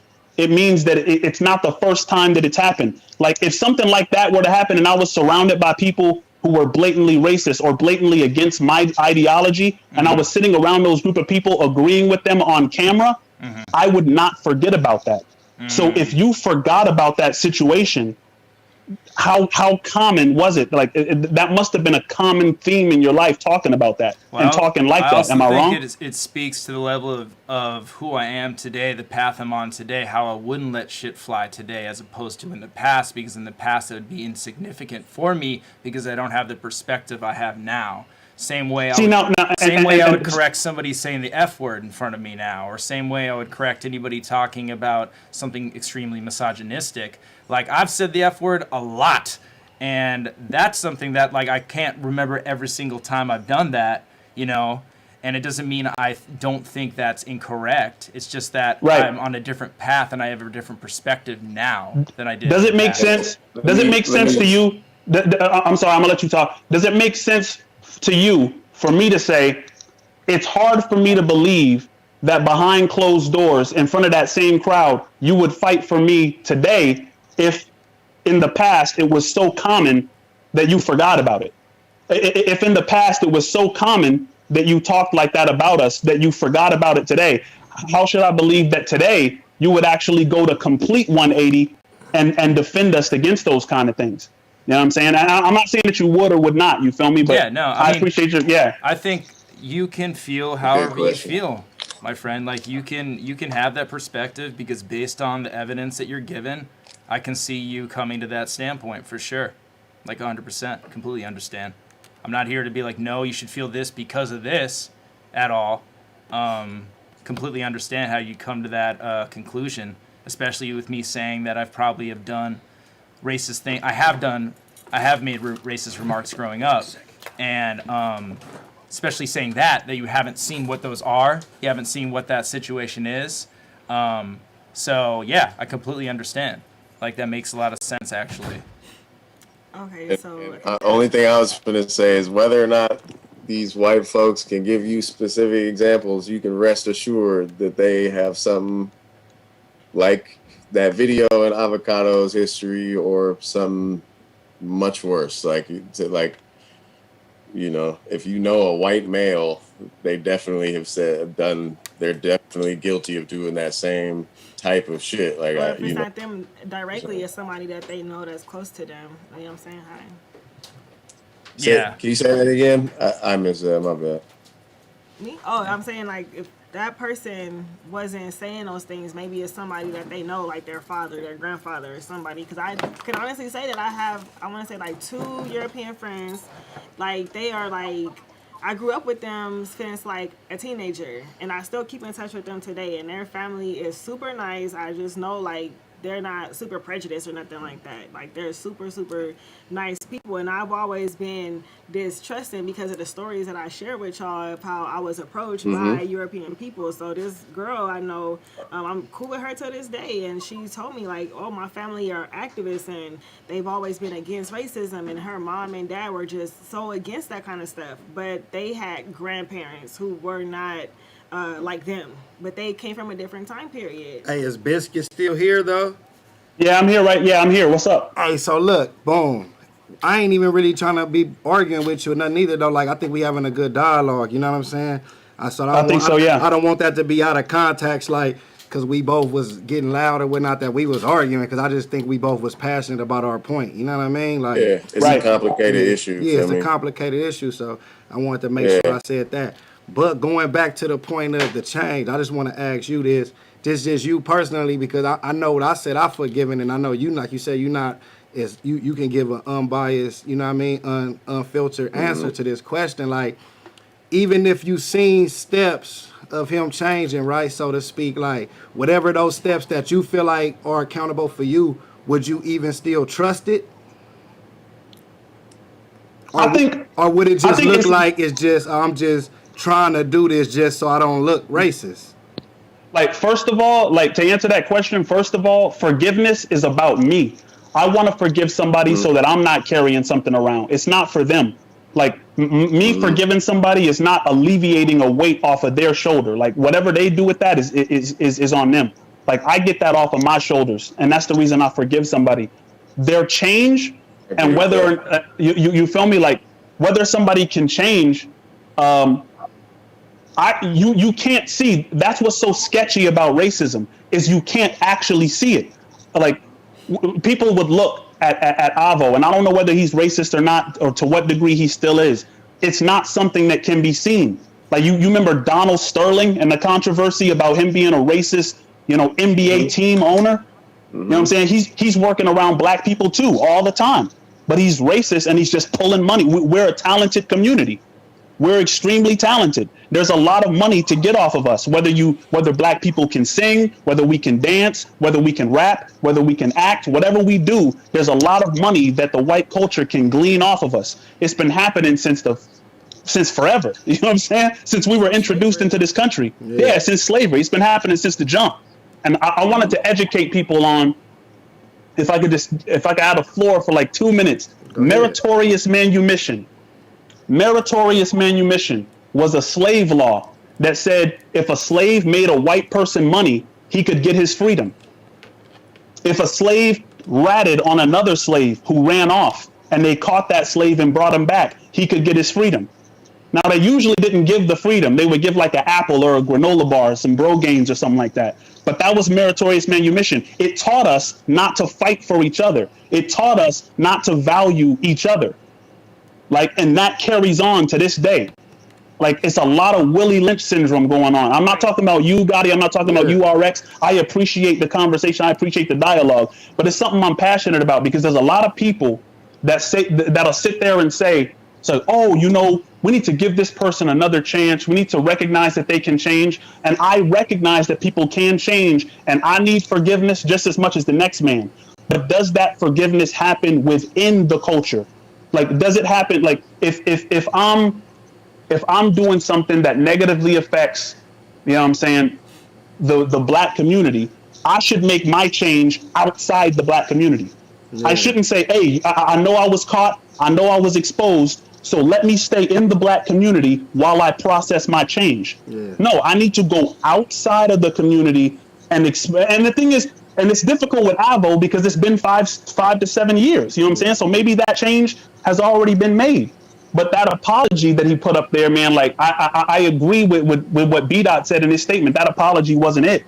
Like for a lot of reasons. Like, one, because he said, yo, I was raised this way. This is the way that I was raised.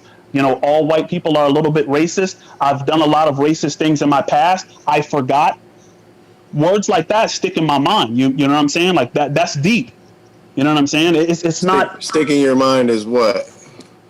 Like those are like when he said that is when he said he's raised like I can't remember exactly how Brad worded it. So Avo, let me ask you, racist. Like how does that what does that feel like?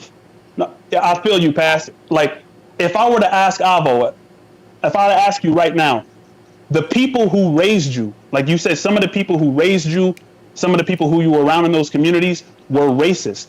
You still love those people, am I right? 100%. You're still there's there's 100%. You feel me? Like we gotta be real honest. Like it's like there's people who raised me. Like when you say I was raised racist, you're saying there's people who I respect and love today. You might not respect the racist side of them. I don't know how you deal with that dilemma in your mind, but you know what I'm saying? There's people in my life who I cherish and respect who are anti-black people. And for that to, for that realization to just dawn on us, like in the way that it has, is real deep. You know what I mean? Yeah. So when I hear things like, I don't want to soapbox. I guess for me, like I don't know about y'all, but I assume that every white person has someone in their life. Like that's kind of what I didn't want to say that, but I was gonna say like all white folks I kind of feel like anyway. like that's the divide of I'm even looking at the chat and it's letting me realize that half of the people are here because they looking at it on some battle rap shit, and then it's the people that's looking at it on some world shit like that really needs change. You know what I'm saying? And it's like I think that's where it's getting mixed up. Like I think we already kind of agree, and that's not to say that we not supposed to think that way, but we already kind of agree on that sentiment that we kind of believe the way that white people or European people or whatnot are raised, bro, that we can't trust them all the way fully. You know what I'm saying? Like, and you know what I mean? So it wasn't all the way surprising to a nigga. You feel me? More so than it was surprising of how our relationship with them is. You know what I'm saying? So it might have fucked us up on that. It's not like, you feel me? Like you say, you not knowing him, so to you, it already was like, nigga, it is what it is. Nigga, you know what I'm saying? Like, I already knew this what it was. Now we already knew what it was, but we already fuck with you. So now we trying to, hold on, homie, like, nigga, you gotta get right. You know what I'm saying? You gotta get right from this point. Right. If a nigga gonna be able to mean any kind of working, whatever kind of relationship that you want to call it, friendship, whatever, in a sense, you feel me? Like, this is just what it is, Yeah. you know? Because you got to No just doubt. look at it like you were saying some good points. You had some good points, and then there's people in the comments like, time. You know what I'm saying? So it's like, it's like, you feel me? Like, not That's what trying I'm to, laughing at. People wonder why I'm laughing. I'm reading the comments. Like, and they it's not- just some funny stuff that's being they're said. not like really it's just here to funny. all the way listen. I And we can't see said the that, chat. and we said that before we Somebody even. called Biscuit B. Doddington the third. Yeah. That shit is funny to me. I'ma laugh. Like, Yeah, what the fuck? but I'ma it, laugh it at because B. but we talked about this, Doddington. but we talked about this before That we shit even is got to the comedy. chat. That the reason, like, of course, we want to answer the questions, but we want the serious people that's here to like get some type of resolve for themselves. Like you said, forgiveness is for you. So like your forgiveness, right. like that's why we letting you talk. Cause not saying you're gonna forgive today or for whatever today, but it might be questions Or that you ever. felt you really needed to have answered to get your clarity. You feel me? Whether it's right or wrong. You know what I Right. mean? And that's why we brought you up. You know what I mean? So I mean, you can continue to. And I like that do you stated that the apology didn't sit right with you, because I'm totally not one of the mindset like I was going to put something out there and it was going to be right with everybody at all. B-Dot's actually the person that told me to say those things, to tell everybody where I was raised, that I did have a racist upbringing. So I know that each time I come on camera, I know that it's going to open up new questions, because this is educating people about a perspective they don't know, and I'm getting educated about the same time about a perspective I don't know. So the questions are going to keep coming up, and I'm not one that I'm sitting here trying to like prove a point of why I'm not racist today. I'm just going to talk about my truth, and I can only speak my truth. 100%. Yeah. So I think that, you know what I'm saying, Biscuit, I appreciate you coming on. I appreciate your viewpoint and the things that you had to say. I think you made some great points. I could tell that you're very passionate, and I appreciate you coming on today, man, for real. Even though, you know what I'm saying, it got kind of heated, but it was all good. Yeah, thank you, man. Appreciate Absolutely. you. Have a good day, and good luck No with doubt. your new baby. But somebody has said something in the chat that I wanted to address concerning Minister Louis Farrakhan. I am a follower of Farrakhan based on him being, for Black people and helping us to find our identity and things like that. I don't agree with everything that he says. I don't agree with everything anybody say. All I can say is I could agree with what I say. I don't agree with everything that somebody else says, because I might like one thing or another about them, so I adhere to what they be talking about. Like, I study a lot of people like Marcus Garvey, Noble Drew Ali, Clarence 13X, Malcolm X, Martin Luther King, so many different people that I study, and I may not feel how they feel about every single topic. So that's something that I just kind of wanted to clarify for the people who are tuned in, thinking, that I agree with everything Farrakhan preaches about. Like, I don't. Yeah. But is there any other Serious questions? The main question that I keep seeing is like, where do we go from here? Where do we go from here? And I my personal opinion is self-education. Like what Avocado said, like if you want to grow and be a better person, like it starts with yourself. And I don't think that we're gonna find a solution to this today, because this whole slavery system, everything in this country was built for hundreds of years. All that is not going to be reversed in a conversation. That's going to take years to reverse, but it is up to us to do the work. It's up to us to take responsibility. It don't matter what color you are. It doesn't matter what religious background you have. Like, we all are in this together, and we all have to make progress, and it starts with self. It starts with self, and then it radiates out. You have to find value and love within yourself so you can value and love people in your community. Like, going back to like the whole gangbanging thing that like Biscuit kind of like brought up or whatever, and that we like talked about. Like, I don't think that gangs are a bad thing. It's about brotherhood. It's about protecting your people. It's about love. But yes, there is some misguided, people have been misguided along the way, and you don't know who the real enemy is, and your enemy is not your Exactly. brother. Okay, And there's the enemy is reasons not for your that, brother. too. For me, it's more of a good Reason versus for bad that. type of thing, like evil versus holy type of thing. For me, that's how I live my life. I don't care what color you are. If you're holy and you're on a positive path and you on some positive shit, I'ma fuck with you. If you want some negative shit, I don't care what race you are. I don't fuck with negative shit from nobody on no level, and you need to go within yourself and you need to uplift yourself. That's where it starts from. It starts with self. So that's just my closing thoughts on this whole situation and how I feel. I definitely agree with a lot of what you just said. I wish Brad was still here, Mr. Biscuit.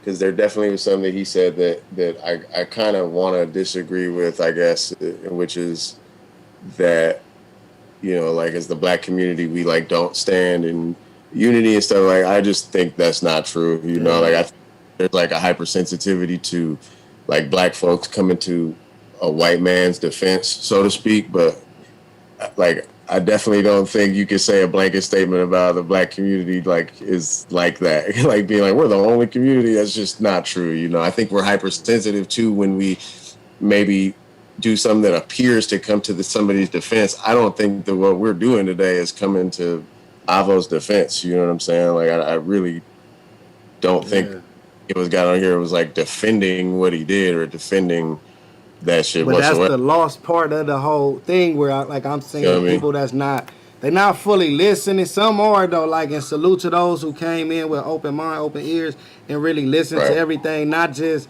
taking bits and pieces from it. Because if you listen from the jump, like you said, I don't think not one person that's been up here or nobody that's like kind of spoken on the situation has defended or excused the actions that we all seen. Nobody. Like, I haven't, she haven't, you haven't, B-Dot, nobody else that I've seen speak on it have excused the action. You know what I'm saying? Right. I think where they're getting the misconstrued of defending is even this, the dialogue. See, they don't get that the dialogue is not defending. The dialogue is so we can open up that conversation so you can get whatever answers you need. You know what I'm saying? Because if we've already had forgiveness, that don't mean we excused it. You know what I'm saying? On the real, like, I could sock you and you could be like, you know what, fool? Like, you know what? And hit me back, and we can shake hands and forgive each other. That don't mean we excuse the fact that I hit you before. And you know what I'm saying? It's like, bro, I recognized you hit me, and that's why I hit you back. You know what I'm saying? Yeah. But we straight. You know what I mean? And I think that's what they getting kind of misconstrued. Like, we already done said what was said was wrong. What was laughed at was wrong. We not fucking with that whole way of thinking to even break it all the way down. We go all the way back to how somebody was raised. We still saying that's wrong. Yeah. We don't even think that's right. Being raised racist, having racist things that you might have said in the past, and none of that was cool to us. We not agreeing with none of that. But we are agreeing at the fact that it was in the past, and from this point forward, we haven't seen, so we can only talk about what we have seen as far as the good that we have seen, so we can respect that. And that's what that's where the forgiveness came in, is the respect factor from what's been shown. You feel me? Other than that, man, it's not no love lost to anybody that's not agreeing with what I'm saying. Anyway, like, you know what I mean? Like, if you don't agree, then that's your own opinion also. Like, it's gonna be somebody that feel like I shouldn't agreed, you know what I'm saying, or shouldn't forgave, I mean, so to speak. But like you said, that's for me to decide. I had to be my own person and realize, you know what, bruh, I'm gonna take it for what it was, and holler at you on what I thought it was, and I'm gonna move forward for what I think it should be. You know what I mean? And that's just really where my growth came in at for that. You know what I'm saying? But this particular situation, like, but never excusing it. I mean, not saying like he knows that, you know that, she know that. Like, we ain't excused it. You know what I mean? Not at one point has it been excused. You know what I mean? Right. And so yeah, that, and I definitely just definitely wanted to like because it just seemed kind of extreme to me, because I'm seeing that it's just like to say a statement like, you know, us as the black community is the only group. It's like saying that like it's a statistic or something. Yeah, like, that was crazy. Panthers, all the gangs and shit. Like, bro, what are you talking about? Unification against like fighting against white supremacy. Like, I don't think that's not what this. Yeah, like, what are you saying? Like, how are we? Like, that's what I'm saying. That's what I'm saying. Where he's taking the battle from the real world. You know what I'm saying? It's like, are we trying to stop the real world shit that's going on between the two different cultures?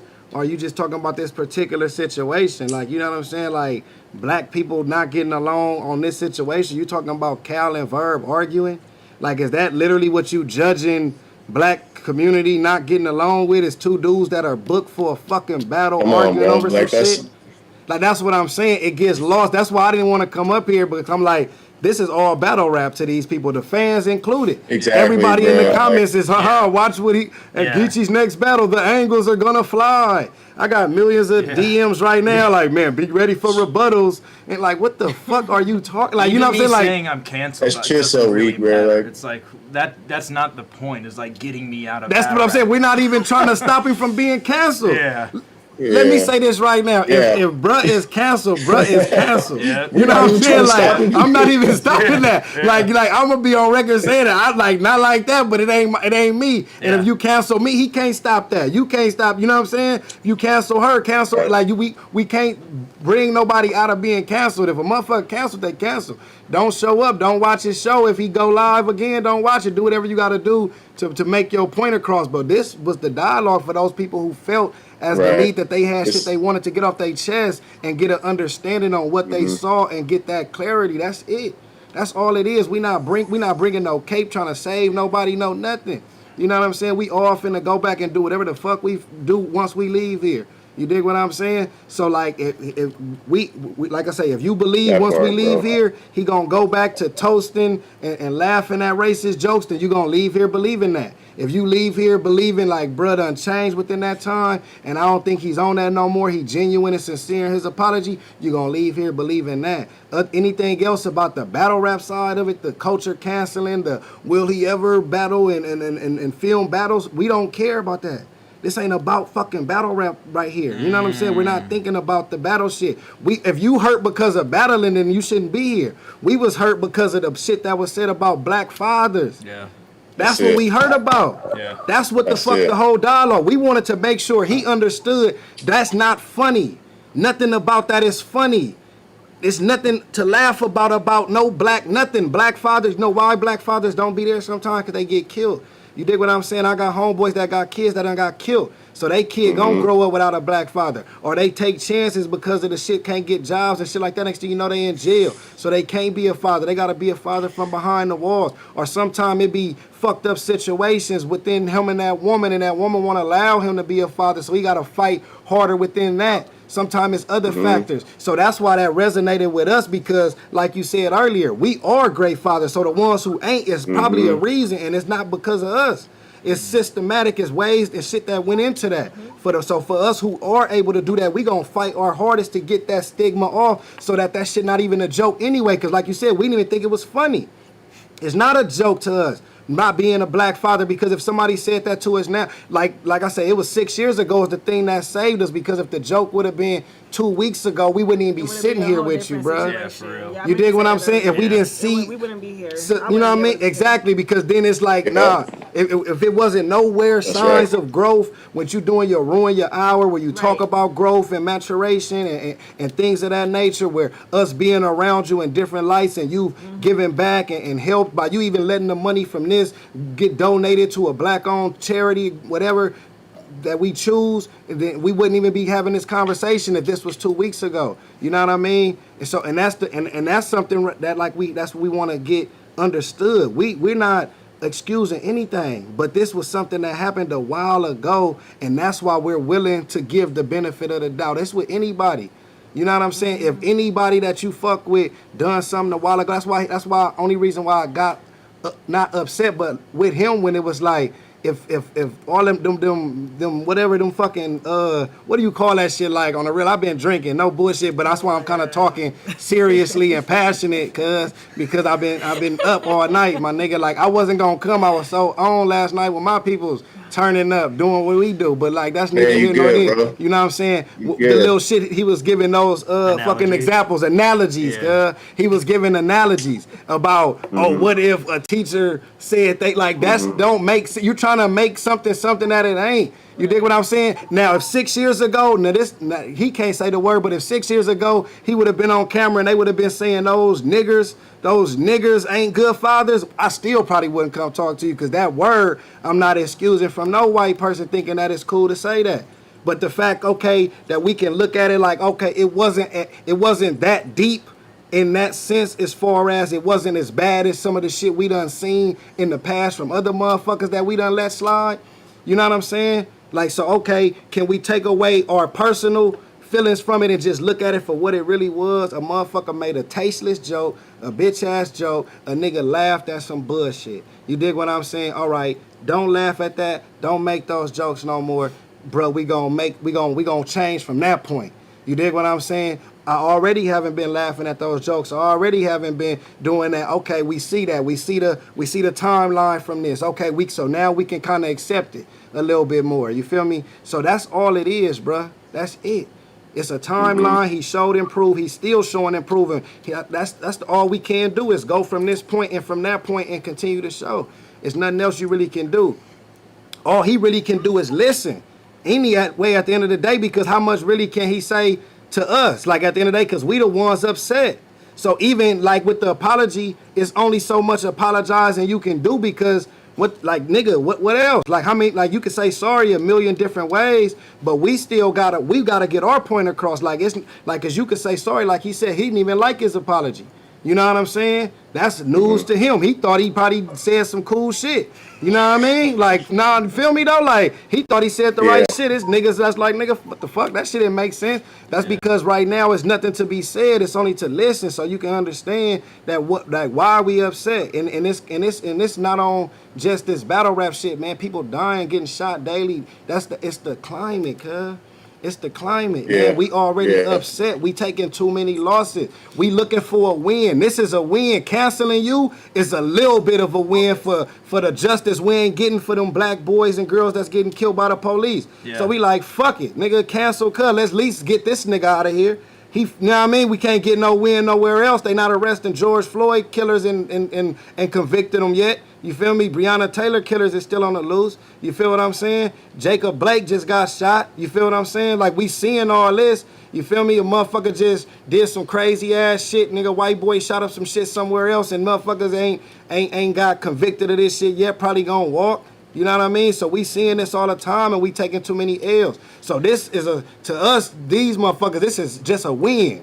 Nigga, but let's win the right way, though. You know what I'm saying? If we gonna get some motherfucking white boys, get some motherfuckers that's really out here blatantly do it. I think the better question to me, if it was me asking, like, the better questions to me, but this would have been not probably politically correct to motherfuckers, but the better question would have been like, who else have you had those conversations with in battle rap? What other white boys have y'all sat with that was just like 24/7 that you could say that did this shit? Then motherfucker gonna just like get the name and motherfucking, we probably have to cancel all white battle rappers in the whole. You know what I'm saying? Could have been talking to scale though. Why don't we go after the killers of Breonna Taylor? Like, why are we like, you know what I'm saying? Like, why are we like letting certain shit slide on those scales? We need to all come together as a people and make sure that whoever does. Because this shit is for like a lot of this shit. It's sad to say, it's like it's a fad, man. You feel what I'm saying? It's a fad. It's cool for a lot of these motherfuckers to sit here and preach as if they into something that they not really into, man. That's just a fact. Like a phase. Like people, it's a phase. It's people right that now. really feel that way. Don't get it twisted. It's people that really feel that way, but at the same time, it's people that don't. You know what I'm saying? That are just saying it just to say it. It's people that's faking it. It's people that make the post and then that's it for the rest of the day. You dig what I mean? That's not making no change. You feel me? On the real. It's these new fake activists and shit. So that's why. And it is, I know what you mean. And it is like, black trauma right now is like trending and shit. You know what I'm saying? And being pro-black is like, you know, you go to a gentrified neighborhood and you go see a Black Lives Matter sign in some neighborhood that they just moved into, that they had to move out some black folks because they can't afford to live there no more. You know what I mean? Like it's crazy. Like being in the Bay Area, it's like I see all that. I mean, and I just say this, I think like on an interpersonal level, like, because like, you know what I was saying earlier, it's like multifaceted, it's internal, it's institutional and shit. Racism is what I'm talking about. Like on an interpersonal level, all we want from anybody is to grow. Like if you were in the fucking KKK before and you decide like, damn, I was tripping. Like I love black people. Like I need to change. Like, you know what I mean? Like, you know, I that's like good. You feel what I'm saying? Like it's better than you staying in the KKK, like type of shit. And it's like, and that's for anybody on this planet, any identity is, I think the goal is growth, you know, and you can rest assured like bro is trying to, you know, and you know, I can understand he's well within his right and well within his feelings to want to ask you about like, well, how many times have you had jokes like that? Like, I understand like having that mentality, but the way that I personally think about it, I just assume that it has happened more times than I could probably fucking understand and that I would be comfortable with.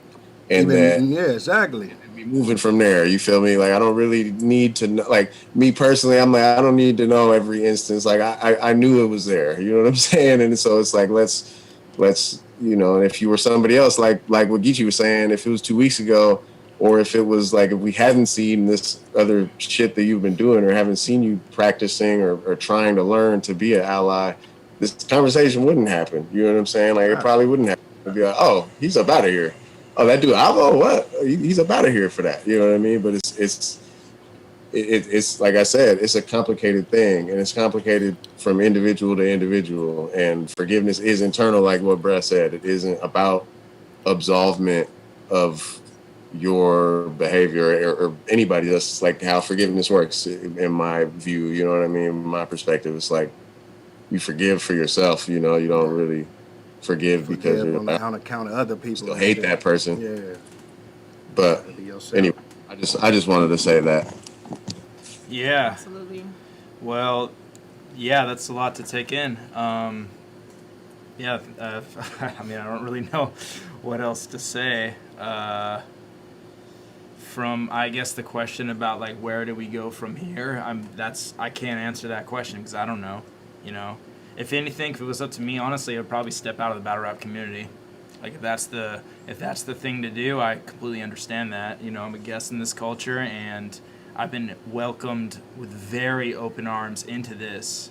And I don't think I've ever been in a situation, period, where I felt uncomfortable because I was a guest. If anything, anybody's just been like about being welcoming and, you know, letting me in their house. So it's like, violated the rules, I'm cool to get out. Like, that's fine with me because it's like, from my perspective, I do see that being the appropriate thing to do in this situation, is to just not be involved with battle rap anymore.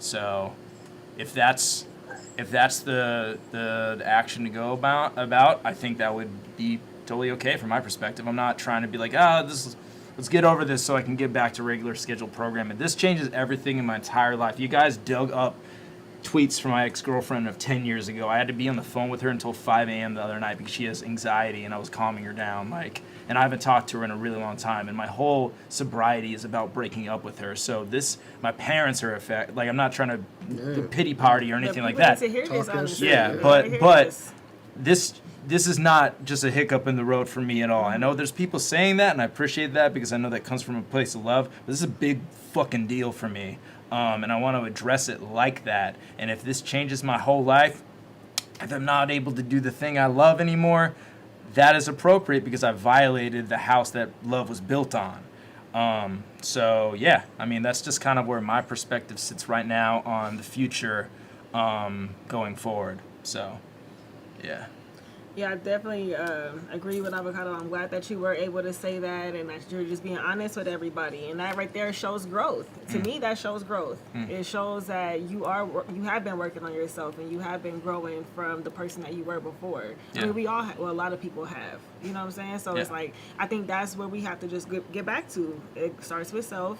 And, you know, I was really like struggling with whether I was going to come here today or not. I was really on the fence about it. I kind of felt like obligated to do it because I feel like right now is a good opportunity to like teach and to educate and to just talk about these things because some of this stuff is uncomfortable and some people don't know some of this information. So, you know, obviously I'm here today. And what I really just would like to leave everybody with is just, you know, everything starts with self-education. Get out of your comfort zone. Maybe you were raised a certain way. Maybe you think a certain way. And I see this kind of stuff all the time on the timeline. And maybe it'll be something like, I don't want to bring up, you know, JC, but I saw JC was getting a lot of ridicule from a lot of people. And I seen people recently apologizing to him. So people are like, oh, accept this person's apology. But it's like, okay, so we can accept that apology, but not Avo's apology. Like, we need to figure out where we at. Like, it all starts with self, though, self-growth. And that's what I would like to leave everybody with today. I mean, likewise, man. I feel like that's really all it boils down to, man, is self. Like, you got to find it in yourself, you know what I mean? The people that's watching, the people that's a part of the culture, you got to find it in yourself to feel however you feel you're supposed to feel about this situation. None of us can paint a narrative for you, push you towards any certain type of feeling that you feel is right. you gotta feel it for yourself. You know what I mean? Like for real, at the end of the day, like I've already said multiple times, man. We just did my show. We spoke, so you know what I mean. It ain't like this our first conversation. You know what I'm saying? We spoke about it. I've found it in my heart to have forgiveness for the situation. You know what I'm saying? Me personally. Now, for those other people, I'm nowhere near telling you that you got to feel how GEECHI feel. You know what I'm saying? That's just me personally from looking at it from all spectrums, from every angle, and breaking it down the way that I broke it down. You know what? I feel genuine change. I feel genuine, you know what I mean, remorse. You know what I mean? And I'm like, you know what? There's no reason to beat a dead horse and sit there like, you know what I mean? And sit there and try to kick a man while he's down anyway, in my perspective. So, like, that's why I gave forgiveness also, you know what I mean? But as far as the whole leaving battle rap and things like that, I mean, that's a own personal decision. For me, and just on my perspective on that, I don't think the conversation should have been geared towards battle rap. You know what I'm saying? Like, I feel like the change is bigger than that. Rap, you know, sure. but I guess for the fans and the people in the culture, right that's their little Yeah. thing that they think. I'm thinking that this, to me, was more so on some how we view and live as people. You know what I'm saying? Like, that don't stop me from seeing somebody recording a battle or some shit like that, man, or talking battle rap. That don't stop you from being a fan of it or nothing like that. Not to me, but you know, like you say, as a man, you still probably have things that you feel. Whatever your decision is on that, man, you got my full support on that. You know what I mean? I'm definitely not gonna tell you which way to go when it come to that. But yeah, man, for those that tuned in or is tuning in, man, you know, like find it in yourself, man, when you got time, man, to see if you got forgiveness for this man. And that's on you all, you know what I mean? That's on your own personal time. Yep. Anything else you guys want to talk about, say? I pretty much said everything that I felt I needed to say, and you know, I just hope going forward that you know people are able to just get something from this conversation, because that's what this is about. It's open discussion for people to get something from it. So hopefully you guys got something positive out of this today, and hopefully you know we all can walk away with something, you know, feeling better than when we first got here, because I'm sure people had questions. Hopefully those questions were answered, and yeah. Pass? No, I mean, I feel like I said everything as well. You know, yeah, it was, I just, you know, like this conversation was about this conversation, you know, like just echoing what we said earlier about the dialogue and hearing our perspective and stuff. So it was cool to be a part of. So GEECHI and RX, it was dope to be on here with y'all. Most definitely. Likewise. Likewise, bro. You already know. But yeah. I see the lush in the comments. What up, Do you Lush? like have like a last like leaving thought or question or anything, because we're about to end our live for the most part? Yeah, you know what I'm saying? Something positive or just how you feel or whatever. I will say this. I'm still going to do Rune an Hour because I think the need for recovery is still there. Most definitely. So Rune an Hour will Right. still be around no matter what. Anything else? I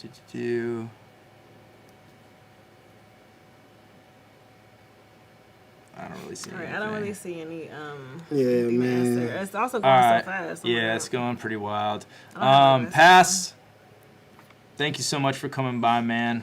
I really it's appreciate your good. perspective. I like hearing about everything. Thank you, RX, of course, GEECHI. Thank you, everybody in the chat. Anything you wrote, I read. I hear you. Everybody hit me up on Twitter, Facebook. Every perspective is appreciated because I need to hear all of them. You can contact me via email, kgray, Gray, at rydordie.com. And yeah, I'll probably, I don't know. Hopefully you can watch this video back and get something from it. So appreciate everybody. Yes. Right on, y'all.